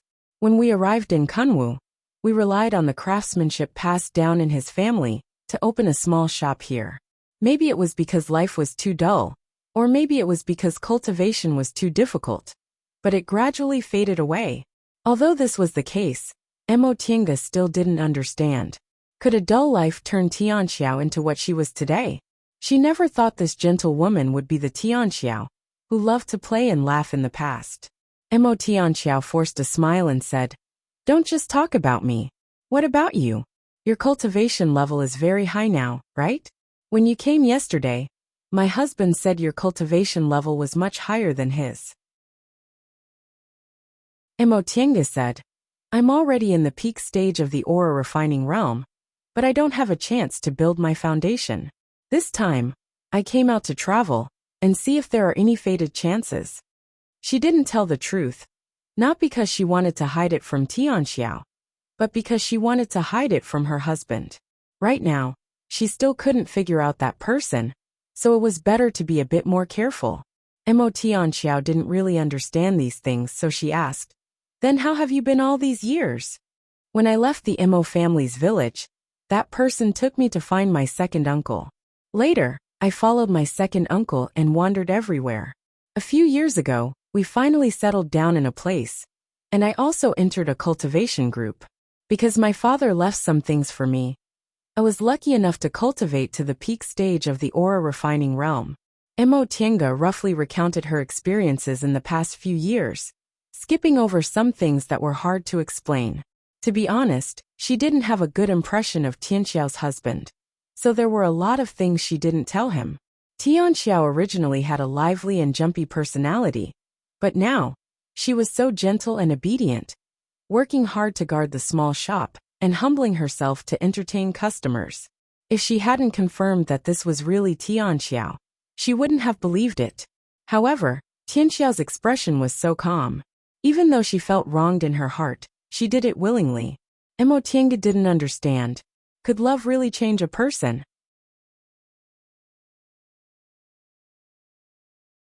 Chapter 76. A voice came from outside. Soon after, the door leading to the shop was opened, and someone said tiredly, wife, why did you close the door? Tianxiao hastily stood up. Husband, I. Before she could say anything, the cultivator had already stepped into the main house. When he saw Mo Tiange, his expression changed. His gaze moved back and forth between the two of them, and anger appeared on his face. However, he was afraid of Mo Tiange's cultivation level, so he endured it. Mo Tiange knew he was thinking the wrong way, but Tianxiao already said, husband, do you remember I told you I have a younger sister who's also a cultivator? The cultivator was stunned and looked puzzled. Tianxiao then said, what a coincidence. Kunwu is so big, but we actually met. The meaning of her words was very clear. The cultivator's puzzled gaze fell on Mo Tiange. You mean? Mo Tianxiao pulled Mo Tiange's hand and said with a smile, this is my younger sister. Younger sister? He stared at the 10th layer aura refining cultivator in front of him. She really didn't look like a woman. Upon seeing this, Emo Tienga took the initiative to salute him. I'm Emo Tienga. The cultivator hastily returned the salute, but his gaze was still puzzled. Tianxiao explained, husband. Tienga only disguised herself as a man for convenience. Oh, I see. When he regained his composure and looked at Emo Tienga again, a smile appeared on his face. Please don't take offense at my rudeness just now. I'm Tianxiao's husband, Meng Sigui. Meng Sigui. This name was indeed elegant. Emo Tienga showed a faint smile. I came too suddenly. Seeing that they were friendly, Emo Tianxiao felt relieved and said, husband, you can chat with Tienga for a while. I'm going to make 2 dishes. Meng Sigui nodded. And rest assured. Tianxiao then said to Emo Tienga, I know you cultivators don't like to be involved in worldly affairs, but you probably haven't eaten your hometown's dishes for a long time. Why don't you eat with me today? Emo Tienga naturally wouldn't refuse. Of course, I also want to. Tianxiao smiled. That's good. You can chat with your brother-in-law first. I'll be back soon. Okay. Tianxiao went to the kitchen, leaving only the 2 of them in the main room. Meng Sigui said, fellow Taoist Emo, please take a seat. However, he didn't dare to call her name directly, because her cultivation level was much higher than his. In front of her he felt pressured. After the 2 of them sat down, Emo Tienga showed a faint smile and said, since brother-in-law and Tianxiao are husband and wife, we're family. There's no need to call me fellow Taoist. You can directly call me by my name. Although she still didn't trust Meng Sigui, she was still willing to get closer to him out of consideration for Tianxiao's feelings. Meng Sigui heaved a sigh of relief at these words. The difference between the 5th layer of the aura refining realm and the 10th layer was too big. Although he was indeed Emo Tienga's brother-in-law in name, he was still a bit worried. Emo Tienga didn't take him seriously at all. With these words, at the very least, he had a rough idea of how he should interact with the other party. In addition, his mind became active again. Tianxiao's younger sister has already reached the 10th layer of the aura refining realm at such a young age. Could it be that she has some kind of backer? If that was the case, if he could get her help. Meng Sigui smiled and said, since that's the case, I won't be polite. He paused for a moment then asked, I didn't have time to ask just now, but Tienga, how did you 2 recognize each other? Emo Tienga said, when I came to your shop yesterday, I already had some suspicions, but I didn't dare to be sure. Today, I couldn't help but come again. In the end, when I asked, it turned out to be true. Speaking of which, even I can't believe it. Kunwu is so big, yet we actually met. Yesterday. Meng Sigui paused for a moment, then an astonished expression appeared on his face. So you're the one from yesterday. There were many customers in the shop these past 2 days, and Emo Tienga was disguised yesterday, so he didn't remember. Emo Tienga smiled and nodded. That's me. Meng Sigui shook his head. I really couldn't tell. If brother-in-law could tell, I'd cry. I've also put in a lot of effort to disguise myself as a man. It's more convenient to dress up as a man when we're outside. That's true. Meng Sigui nodded. People's hearts are sinister, so we should be more vigilant. Tianxiao usually stays behind to look after the shop. If the market square wasn't strictly managed, I wouldn't feel at ease. Based on what he said, he seemed to have some true feelings for Tianxiao. But Emo Tienga didn't know whether he was telling the truth or lying. Emo Tienga pondered for a moment then said with a smile, brother-in-law, I heard from Tianxiao that you opened this shop because of your family's hereditary craftsmanship? Meng Sigui waved his hand with a smile. It's just to make a living. He then sighed and said, I don't have any other skills, my aptitude isn't good, and I don't have a clan to rely on. My path of cultivation is very difficult, so I can only let Tianxiao live with me through this kind of bitter life. I'm really sorry for her. Emo Tienga comforted him. Brother-in-law, why are you discouraged? You're still young, so there's always hope. Meng Sigui said, I know what I'm doing. The shop's profits are meager, and I can't rest for even a day. I don't have time, and I don't have enough spirit stones. Compared to you, Tienga, I'm really too ashamed to show my face. Mo Tiange showed a faint smile. It's also luck. In fact, my aptitude is also very poor. Oh, Meng Sigui was surprised. Tiange, you're still young, but you're already in the 10th layer of the aura refining realm. How could you? I'm endowed with 5 spiritual roots. Can brother-in-law believe me? I just had some fated chances. As for building my foundation, to be honest, I don't have much hope. When Tianxiao came back, she saw the two of them chatting happily. They were both cultivators, so they naturally talked about cultivation. Meng Sigui had a lot of questions about cultivation that he couldn't figure out, so he brought them up to discuss. Mo Tiange saw that his words were pleasing to the eye, so she patiently told him about her experiences. Meng Sigui's comprehension was pretty good. He wasn't a stupid person. It seemed he was also troubled by his spiritual roots. Tianxiao returned to the main room with a plate of food and placed a small bowl of noodles in front of Mo Tiange. Mo Tiange was stunned. After a long time, she heaved a sigh of relief and said with a nostalgic expression, "Meat noodles." She remembered that when they went out as children, they always liked to order a bowl of meat noodles from the snack stalls in town. Eating one bowl wasn't enough, but because they wanted to save some space in their stomachs, they didn't dare to eat a second bowl. Mo Tianxiao looked at her and smiled. Her eyes were faintly shining. It took me a long time to learn. Try it. She took a bite and nodded. It's delicious. It's the same as before. In fact, she had long forgotten what meat noodles tasted like. The days in Mo family's village were too distant. So distant that she forgot to recall them. Gradually she forgot some things. But she never forgot that feeling. Tianxiao, who gave her true love during her lonely days, was something she would remember for the rest of her life. After they finished eating and chatted for a while, Mo Tiange stood up and said goodbye. Mo Tianxiao complained, "Since you're just passing by, you might as well stay at my place." Mo Tiange smiled and shook her head. "You don't have enough space here, so I won't add to your troubles. How about you rest for a few days and go to an inn to talk?" Tianxiao hesitated for a moment before nodding. "That's fine. I understand." Before leaving, Mo Tiange took out a jade bottle from her Qingquan bag. "I don't need this bottle of medicinal pills anymore, so I'll give it to you." Tianxiao paused for a moment before firmly pushing it back. "Who do you think I am? We're sisters. Since we met in a foreign place, we should naturally get together. There's no need to be so polite." Mo Tiange smiled and said, "You'll know once you go back and ask your husband. I'm in the peak stage of the aura refining realm now, so these medicinal pills are already useless to me. I'm just giving them to you so they don't take up too much space. Even if you don't accept them, I still have to sell them. Why should I let others take advantage of me? Besides, it's just a bottle of medicinal pills.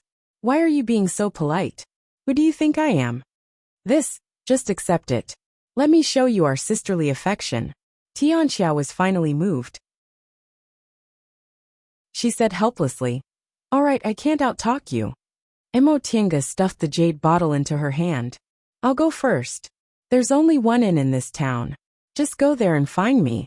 By the way, the name I'm using now is Yi Xiaotian."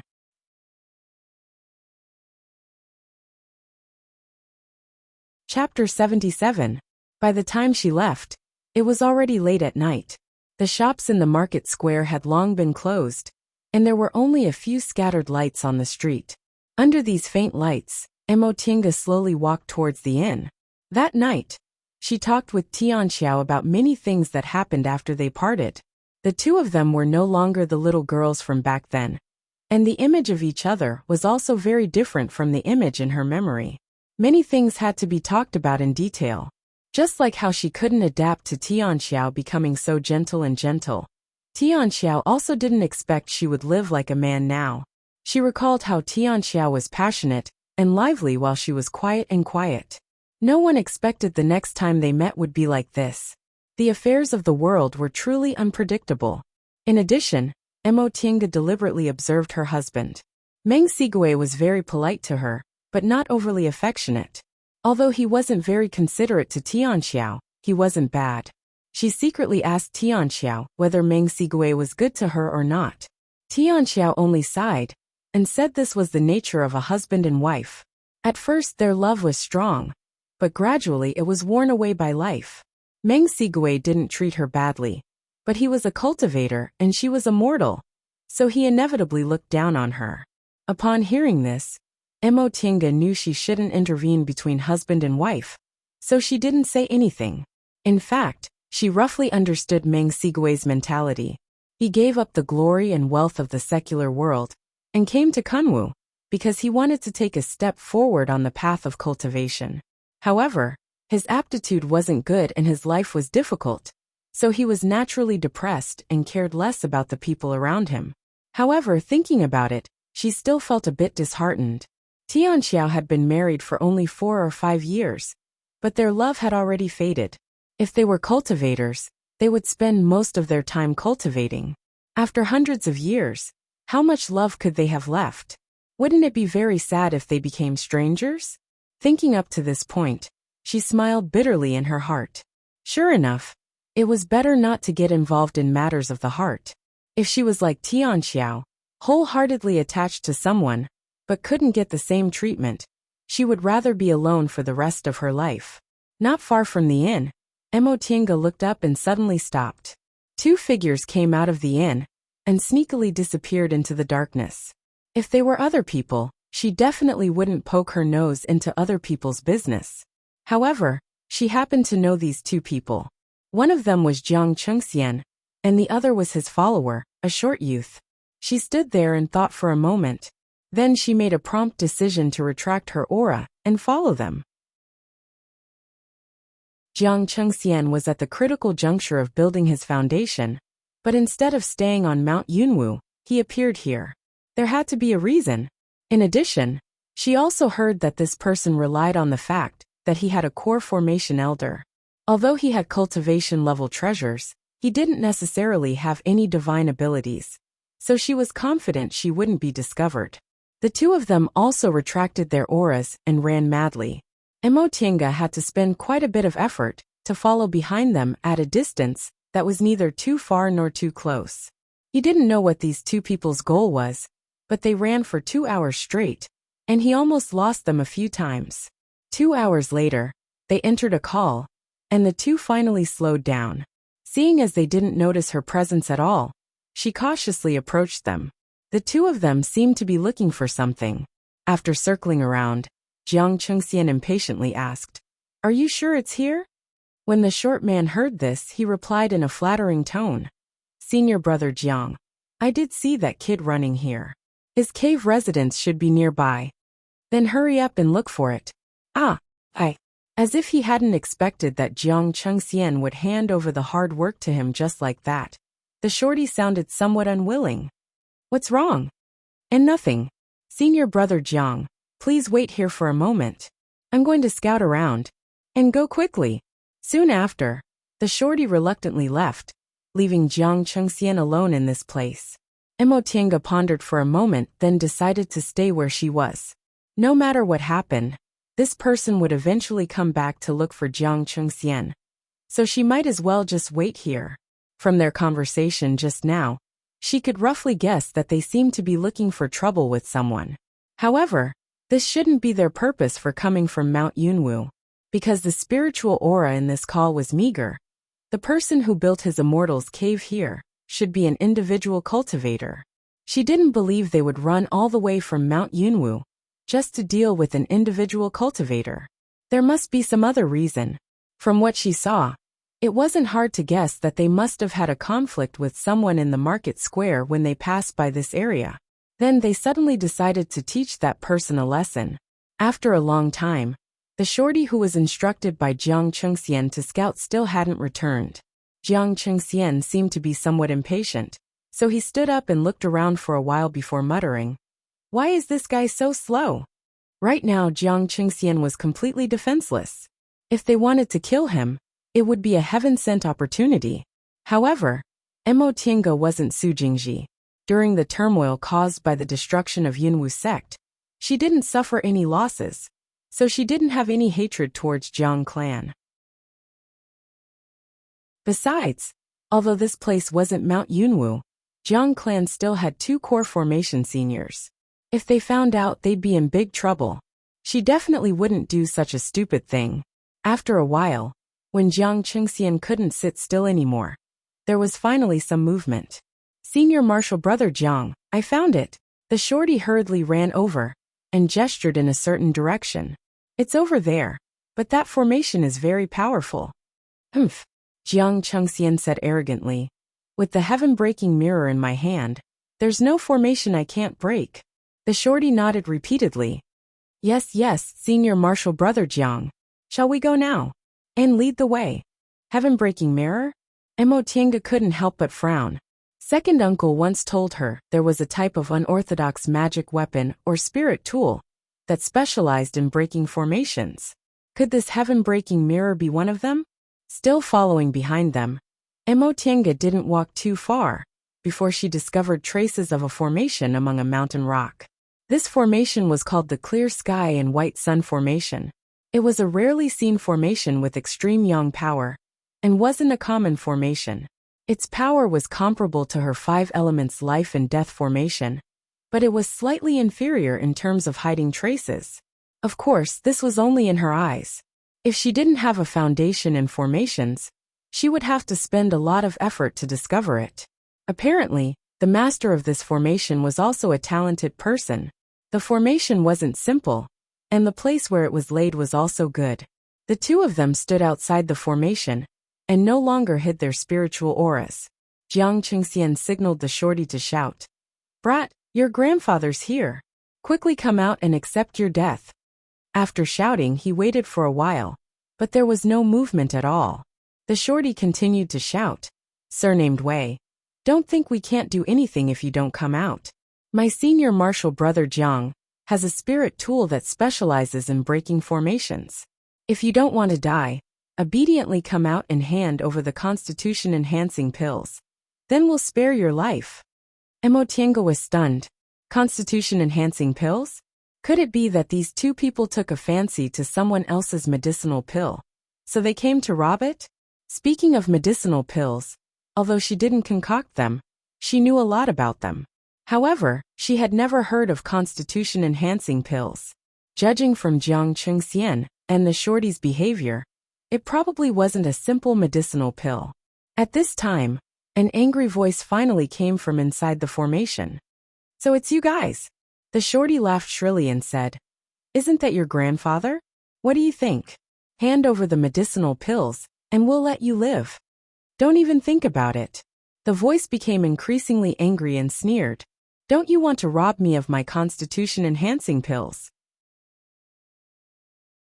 In your dreams.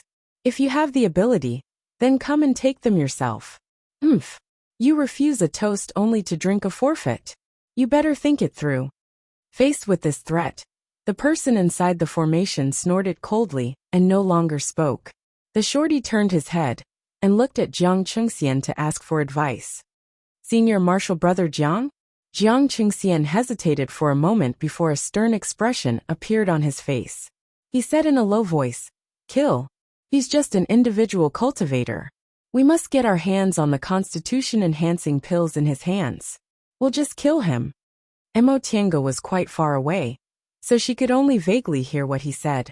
However, when she heard the word kill, she was slightly surprised. Cultivators cherished their lives, so they rarely fought with their lives.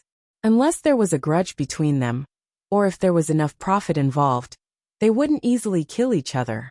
This cultivator said they came to kill him because they coveted the constitution-enhancing pills in his hands. What was this constitution-enhancing pill in the end? If this cultivator was really an individual cultivator, they would be in danger today.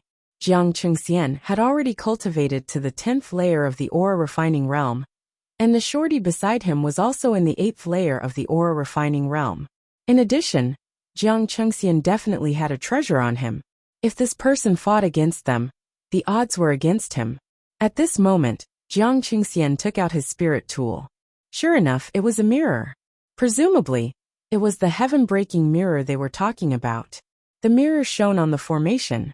In the absence of light and moonlight, a blue light shot out from the mirror and fell on the mountain rocks. Suddenly, A burst sound came from several places. A formation disc flew out. Emotienga was shocked. She didn't expect this spirit tool to be so powerful. She calculated in her heart. If it was her 5 elements life and death formation, it probably wouldn't be able to block this mirror for long. After the formation was broken, an immortal's cave suddenly appeared between the mountain rocks. Jiang Qingxian and Emotienga glanced at each other, then cautiously stepped inside. Emotienga didn't move from her hiding place. She hesitated for a moment, but in the end, she decided not to meddle in other people's business. This wasn't something she could meddle in. She also couldn't afford to provoke Jiang Qingxian. The sound of fighting came from inside the immortal's cave. It didn't last long before she heard a scream from inside. She didn't know if the individual cultivator had already been killed. However, the sound of fighting continued. After a long time, the sound finally stopped.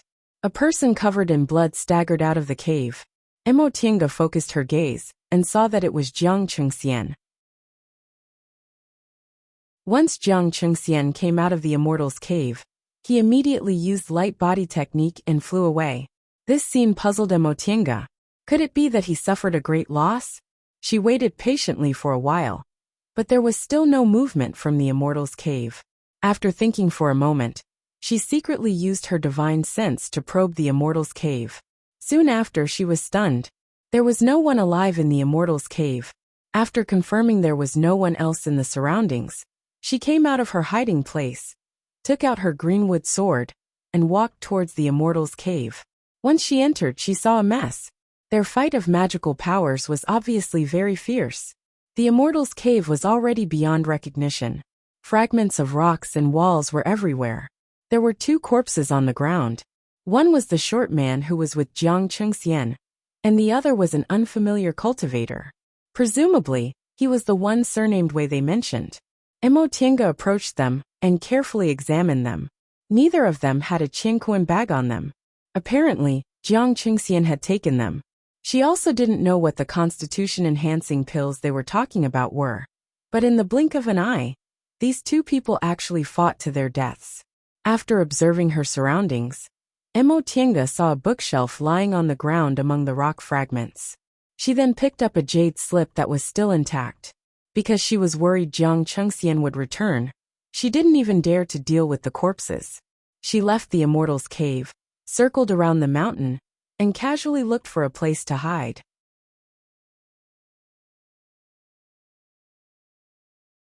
Chapter 78.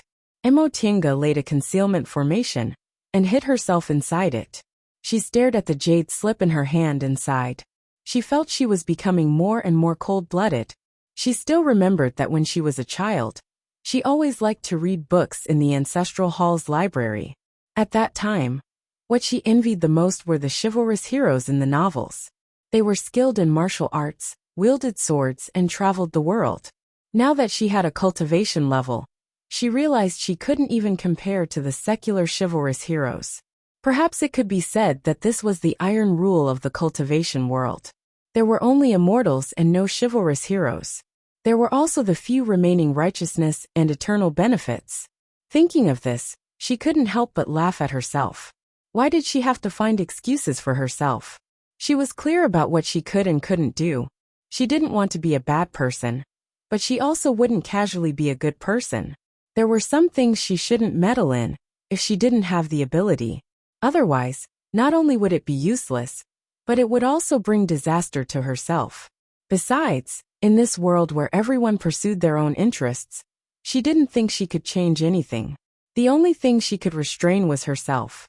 After calming down, she separated a strand of her divine sense and entered the jade slip. This jade slip was filled with densely packed words. She skimmed through them, but she was stunned. The content was the constitution-enhancing pill they mentioned.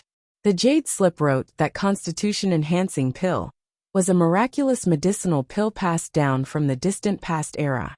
If taken together with other medicinal pills, the effect would be enhanced, regardless of whether the medicinal pill was taken by an aura-refining cultivator or a nascent soul cultivator.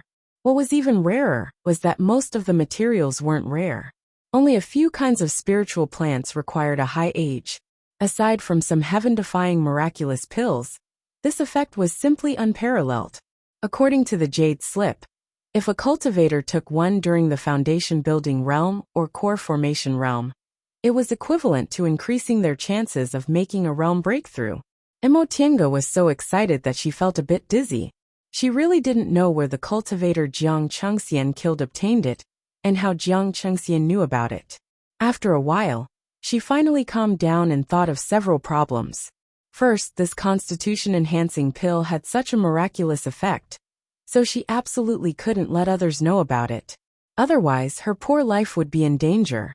Second, she didn't know how to concoct medicinal pills, and she couldn't give this thing to others. Did she have to learn concocting medicinal pills? The first problem wasn't difficult to solve. She wasn't a flamboyant person anyway, so she'd just keep this pill recipe for later. However, the second question made her hesitate for a moment. One had to know that the path of alchemy was not simple. Alchemists were all made up of countless herbs. The feeling of the ingredients, the control of the heat, and even the timing of opening the furnace were all inexplicable knowledge. One had to go through countless times of opening the furnace to slowly master it. Therefore, generally powerful alchemists were cultivated by cultivation sects or large cultivation clans. Among small clans and rogue cultivators, alchemists were not only rare, but also had a low success rate. Although Emotienga felt that she could still be considered wealthy at present, it was still too difficult for her to train a concoctions master with just 3,000 spirit stones. Besides, she still didn't know whether she had the talent or not. After studying it for a while, she frowned, put away the Jade Slip, and looked outside. She sensed someone approaching. After a while, sure enough, someone hurriedly ran over. It was Jiang Chengxian. Emotienga pondered for a moment. She guessed that Jiang Chengxian might have come back for the Jade Slip in her hand. 2 people must have died just now, so he was nervous and left in a hurry. Now that he thought about it, he came back to search. Now that the Jade Slip was in her hands, she naturally wouldn't take it out. Presumably, she didn't leave any traces at the scene, so there shouldn't be any flaws. She calmed down and waited. Sure enough, after a while, Jiang Chengxian left flustered and exasperated. He simply didn't notice that she, the Oriole, had been following him, the mantis. With a faint smile, she continued to study the pill recipe. To be honest, she didn't take Jiang Chengxian seriously at all. He was merely a hedonistic young master. Although he had a cultivation level and treasures, he didn't like cultivating and liked to order others around, so his fighting skills were definitely not good. The fact that she followed him for so long without being discovered was proof. In this pill recipe, snow gall flower, yang locking grass, 7-leaf lotus, were all common spiritual plants. Only purple Ganoderma and green fern, that were more than 500 years old, were difficult to find. After studying it for a while, she realized that this constitution-enhancing pill wasn't as easy to obtain as she imagined. 2 500-year-old spiritual plants weren't that easy to find. Moreover, the probability of failure in concocting the pill. Normally, she definitely couldn't afford it. However, it was definitely necessary when she was trying to break through a bottleneck or make a realm breakthrough. Thinking up to this point made her happy again. Although her cultivation speed wasn't fast, she could still maintain the standard of 3 spiritual roots. The difficult part was making a realm breakthrough. Taking the current situation as an example, wasn't this medicinal pill just right for her to build her foundation? In that case, when she returned, she would discuss with second uncle whether she wanted to learn pill concocting or not. With this constitution-enhancing pill, she would have a higher chance of building her foundation. With this thought in mind, she put away the Jade Slip and simply sat down to meditate. Because of the change in the spiritual aura inside her body, she didn't dare to continue cultivating. However, her dantian and meridians were still the same as before. That cold spiritual aura didn't have any effect on them, which made her feel slightly relieved. Soon she entered a meditative state. She felt as if she had melted into heaven and earth. There were no emotions, no thoughts, no joy, anger, sorrow, or joy. Even her body seemed to have ceased to exist. The only thing left behind was her slow and rhythmic breathing. It was as if she was a feather fluttering in the air. But it was also as if she had become one with heaven and earth, until she couldn't even feel time. By the time she woke up from her meditative state, it was already daytime. She stood up and straightened her clothes, then used the light body technique to rush towards the market square. Of course, she took a big detour along the way so that no one would notice where she came from. Before long, she returned to the inn. A waiter came to greet her. "Master Immortal, you're finally back. There's a guest looking for you." Oh, Emotinga thought for a moment. It was probably Tianxiao. They made an appointment yesterday, so she asked, "Where is she?" The waiter eagerly led the way. "She's waiting here. It's a young lady. This way, please." The waiter led Emotinga upstairs and lifted the curtain of the private room. Sure enough, it was Tianxiao. Tianxiao was sitting alone by the window. Upon seeing Emotinga coming in, she smiled. Emotinga also smiled back. Upon seeing the waiter's strange gaze, she suddenly felt a bit helpless. She was wearing men's clothes while Tianxiao was dressed like a married woman. They didn't look like husband and wife. This waiter was probably guessing their relationship. Emotinga took out a piece of gold and threw it to the waiter. "Thank you." This piece of gold weighed no less than 2 taels. The waiter immediately smiled and nodded repeatedly. "It's nothing. Is there anything else, young master? Please tell me." Emotinga shook her head. "There's nothing else. You can go." The waiter nodded and bowed before reluctantly leaving. Once the waiter left, Tianxiao looked at Emotinga with a smile. "You're really generous. You can casually give out gold." Emotinga smiled. "How could I be generous? It's just that for cultivators, gold and silver are no different from mud and stones. Let's go to my room." Tianxiao nodded, then followed Emotinga all the way to the backyard. It wasn't until they entered the room that Tianxiao cautiously said, "I still have to thank you for yesterday's medicinal pills." Emotinga shook her head. "I already thanked you yesterday. Why are you still being so polite to me?" "It's not that I'm being polite. Yesterday, my husband told me that the medicinal pills you gave me were ore-converging pills. Each bottle is worth no less than 200 spirit stones. We opened this small shop, and we only earn this much in a year. It's really too precious." Seeing how persistent Tianxiao was, Emotinga had no choice but to say, "All right, I'll accept your thanks. In fact, if it was several months ago, I definitely wouldn't have been willing to sell them. However, I've already reached the peak stage of the aura refining realm. So these aura refining medicinal pills are no longer of any use to me. You don't need to worry too much about it." Tianxiao couldn't help but laugh. "Just now, you said you weren't generous. But now you don't even take a few hundred spirit stones seriously. If you keep saying that, you'll have to be careful of me knocking you from time to time." Emotinga was stunned. The two of them smiled at each other and tacitly stopped talking about it. "Right, I prepared something for you." Tianxiao lifted the bundle in her hands. "What is it?" Tianxiao smiled mysteriously but didn't answer. Instead, she just opened the bundle. Inside the bundle were a comb, a mirror, various hairpins, and other miscellaneous items. Emotinga was puzzled. "This is..." Tianxiao pulled her up and pushed her to the table. While propping up the mirror, she said with a smile, "Didn't you say you've been dressing as a man for 10 years? I think you must have forgotten how to dress up. Before, you always helped me, so let me help you this time." "Huh, sit properly." Tianxiao let go of Emotinga's hair and exclaimed in admiration, "You cultivators are good like this. You don't need to take care of yourself. Look at your hair. I'm sure you've never taken care of it, but it's so soft and smooth." Emotinga also smiled. "You're also a natural beauty. Why do you have to talk about me? Even if I'm a natural beauty, I still have to dress up. Mortals can't compare to cultivators. Why don't you think about it? Are there ugly women among cultivators? Every one of them is as beautiful as a flower. Just you wait. I guarantee you'll stare at yourself until you're stupefied." Tianxiao quickly combed Emotinga's hair and began to tie it up. A moment later, Emotinga stared at her reflection in the mirror. Sure enough, she was in a daze. The face in the mirror had beautiful eyebrows and eyes. It had a gentleness that men didn't have, but it also had a heroic spirit that women lacked. The combination of these two made her look even more beautiful and bright. Tianxiao moved closer with satisfaction. She looked at the two similar faces in the mirror and said, "Ever since I was a child, I've always thought you looked better than me.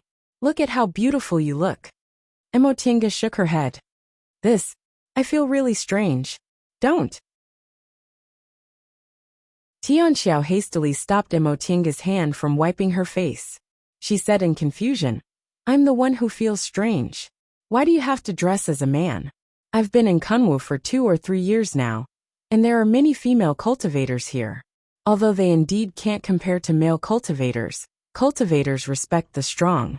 No one would dare to bully a powerful female cultivator." This question made Emotinga smile bitterly. "But right now I'm still far from being powerful. There are so many high-level male cultivators. If there were 1 or 2, I don't want to be a concubine or a human furnace." Tianxiao said, "I understand what you mean, but high-level cultivators rarely appear in the outside world. You also have a school to back you up, so there shouldn't be anyone who would dare to rob you, right? Furthermore, my husband once said that although cultivators can't truly purify their hearts and reduce their desires, they'll still try their best to suppress their desires in the secular world. Only those who are lecherous and have power would want concubines. As for human furnaces in the righteous path, anyone who uses human furnaces to cultivate is looked down upon. So there aren't many people who want human furnaces." Emotinga naturally understood these principles better than Tianxiao, but she sighed and said, "Then do you know about dual cultivation?" Tianxiao nodded. However, Emotinga heard Emotinga say, "Although dual cultivation is beneficial to both of us, I don't want to lose my own choice." She hesitated for a moment before continuing. "Besides, other people only look down upon those who use human furnaces, because they don't have much use for them. If there are enough benefits, they wouldn't care about being looked down upon." Tianxiao heard the hidden meaning behind Emotinga's words. "You're saying?" Emotinga was somewhat hesitant. Second uncle said that this matter must never be known by anyone else, but Tianxiao. She said, "My constitution is special. Reportedly, it's very suitable for dual cultivation or human furnaces. So, it's fine if you hear about this, but you can't even tell your husband. If other people find out, it'll be a huge disaster for me." Emotinga's emphasis shocked Tianxiao. "It's that serious?" Emotinga nodded cautiously. Emotinga was willing to tell Tianxiao, because their friendship wasn't ordinary, so she believed Tianxiao wouldn't divulge it. Secondly, Tianxiao didn't have much contact with cultivators. Meng Sigui was the only one she didn't care about. Furthermore, the two of them didn't know which cultivation group she was in. The name Yi Xiaotian alone was too common. Even if it was leaked, they wouldn't be able to find it in a short time. Moreover, she had long prepared to leave Yunwu sect after building her foundation.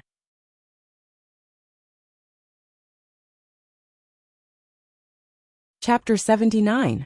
After staying in the market square for a few days, Emotinga left. Although she recognized Tianxiao, they walked different paths after all.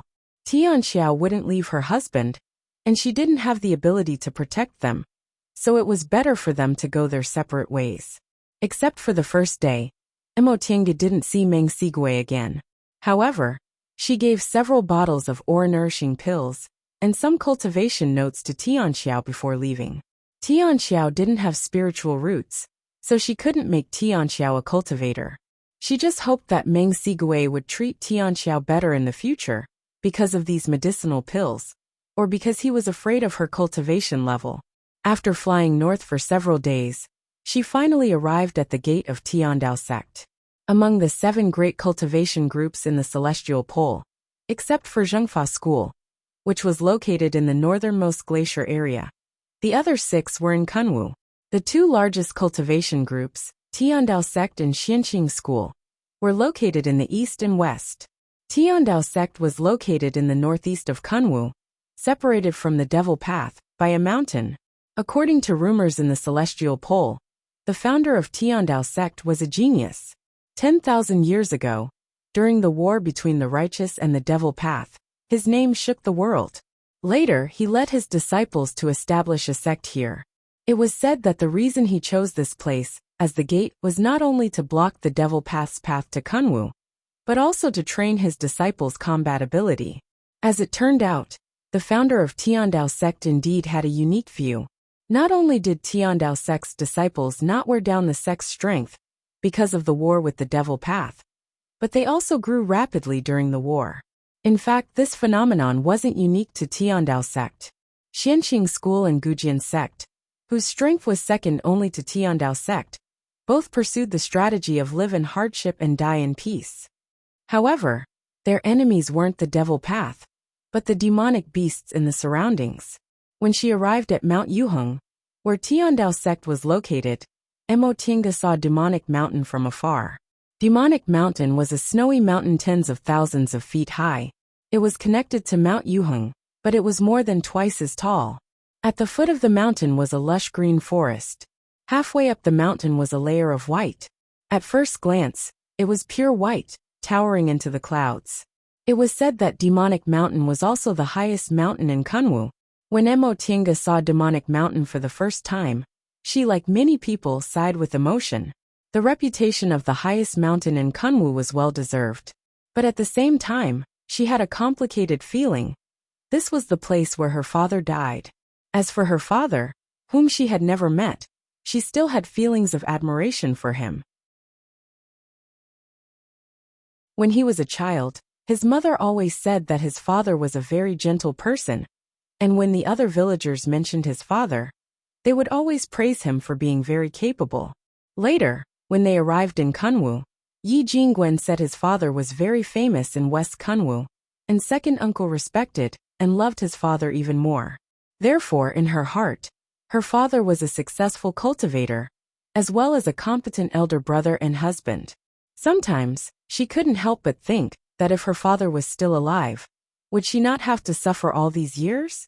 But every time she thought of this, she would warn herself not to be too greedy. Second uncle had already been good enough to her. He had taken on the responsibility of a parent and raised her. In order for her to cultivate in peace, he had worked hard to earn spirit stones. For her safety, he had taken her to wander around. It could be said that in these 10 years, second uncle had lived for her. What did she have to complain about? The small town at the foot of Mount Yuheng had gathered countless cultivators because of the Tiandao sect's illustrious reputation. The streets were neat, the shops were luxurious, and countless cultivators were shuttling back and forth at the foot of the mountain. Most of these cultivators were aura refining cultivators, but there were also many foundation building cultivators. Occasionally, she could even see 1 or 2 core formation cultivators. This was an eye-opener for Mo Tinga. Sure enough, Tiandao sect wasn't an ordinary cultivation group. Compared to it, Yunwu sect was simply a rural place. Fellow Taoist, wait. She was strolling on the street when she suddenly heard a voice behind her. Then, it seemed like someone was rushing towards her. She stepped aside and dodged. Aya! The person fell to the ground. It was a very ordinary-looking teenager. His appearance was ordinary, his clothes were ordinary, and his cultivation level was only in the 7th layer of the aura refining realm. There was almost nothing special about him.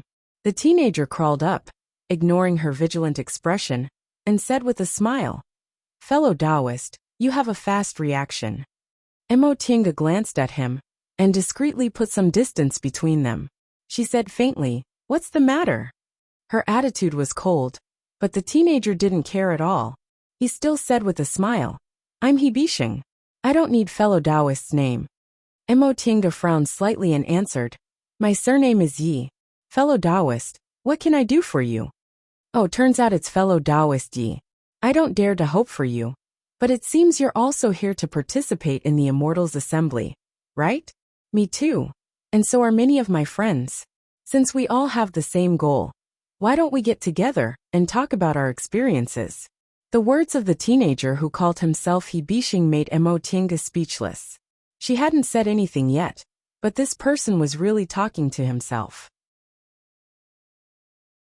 However, he mentioned the Immortals Assembly. Did Tiandao sect happen to be holding an Immortals Assembly? No wonder there were so many people here. "Fellow Taoist Yi, let's go together. It's better to make a last-minute effort than not, right?"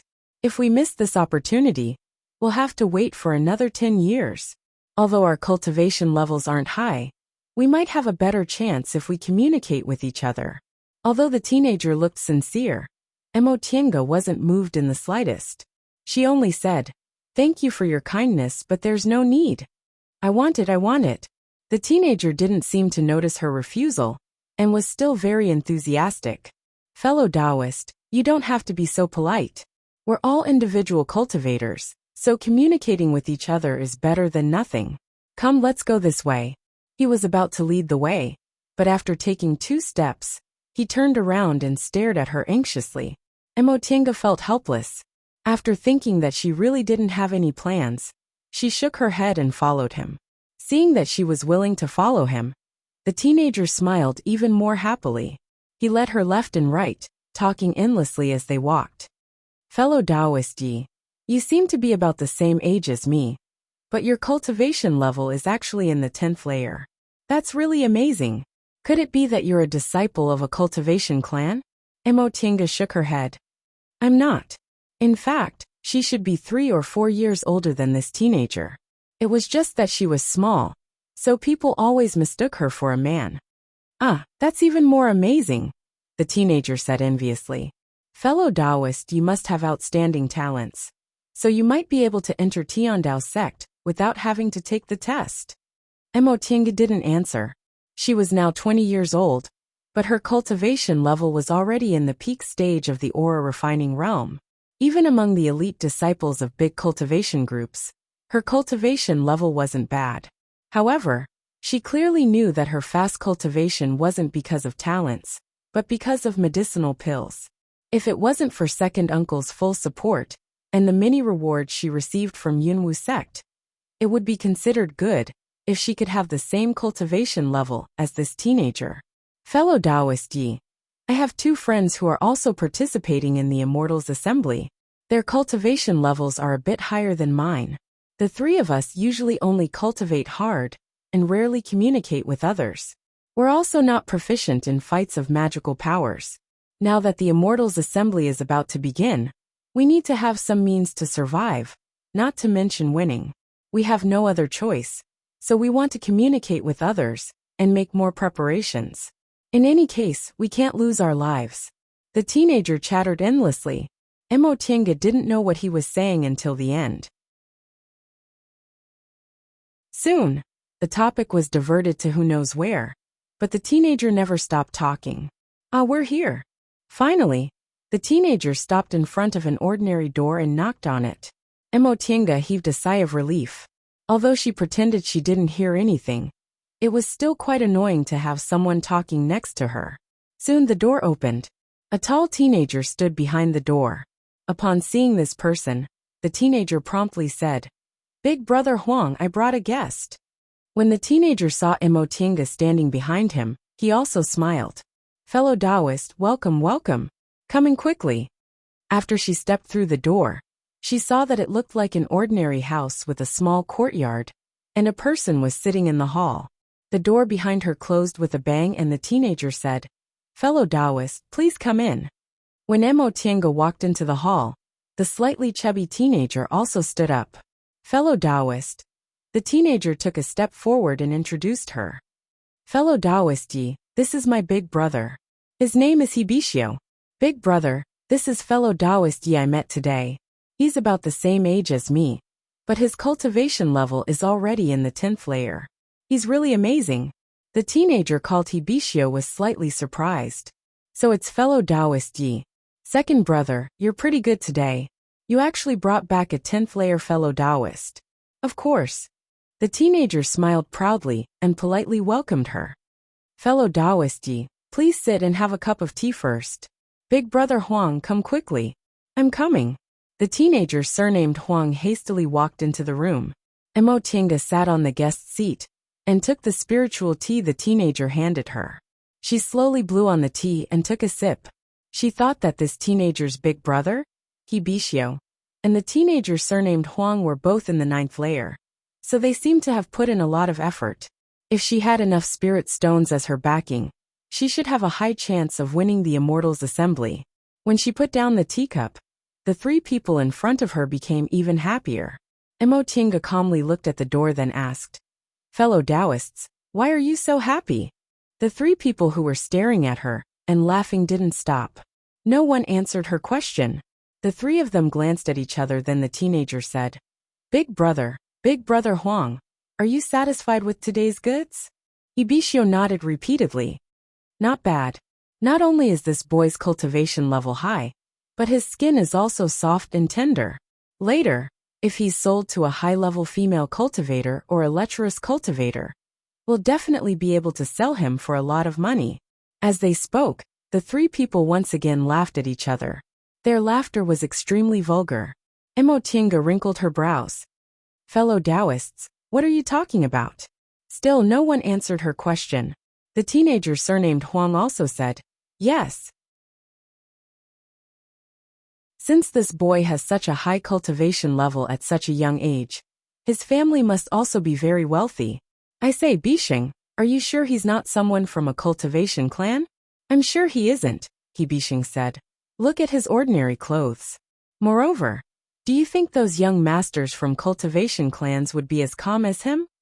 "If you put it that way, that's true." The teenager surnamed Huang nodded. "It'd be great if you could find this kind of goods every time." His words made Bishing very unconvinced. "Big Brother Huang, this isn't just about me. Why are you only talking about me?" The teenager surnamed Huang said boldly. "Aren't you responsible for getting the bait? Look at what kind of goods you brought a few days ago. They don't have many spirit stones on them, and even their spirit tools are very rotten. Can you blame me for that? Although there are people everywhere, not everyone is willing to come with me. Isn't that because you're not capable enough?" Enough." Seeing that Bishing and the teenager surnamed Huang were about to quarrel, Bishio shouted at them to stop. "The two of you should also look at the time. Hurry up and get to work first." The two of them reluctantly glared at each other, then took out their respective spirit tools. Emotinga stared at them and said, "Fellow Taoists, haha." Upon seeing her like this, Bishing laughed and finally spoke to her. "Fellow Taoist Yi, could it be that none of your elders taught you that people's hearts are sinister, and that you shouldn't casually follow strangers?" Emotinga swept her gaze over the three of them. Instead of answering, she directly asked, "What do you want to do?" Ibishio rolled up his sleeves and said, "Don't be anxious. You'll know soon enough." You're tuning in to the Li Mei's Sword of Destiny YouTube channel. We're so grateful for your support, and don't forget to subscribe to join us on this incredible journey through captivating stories. Your generosity through donations truly makes a world of difference, as it's the primary source of revenue that allows me to expand and enhance this channel for you. Thank you from the bottom of my heart for being a part of this adventure.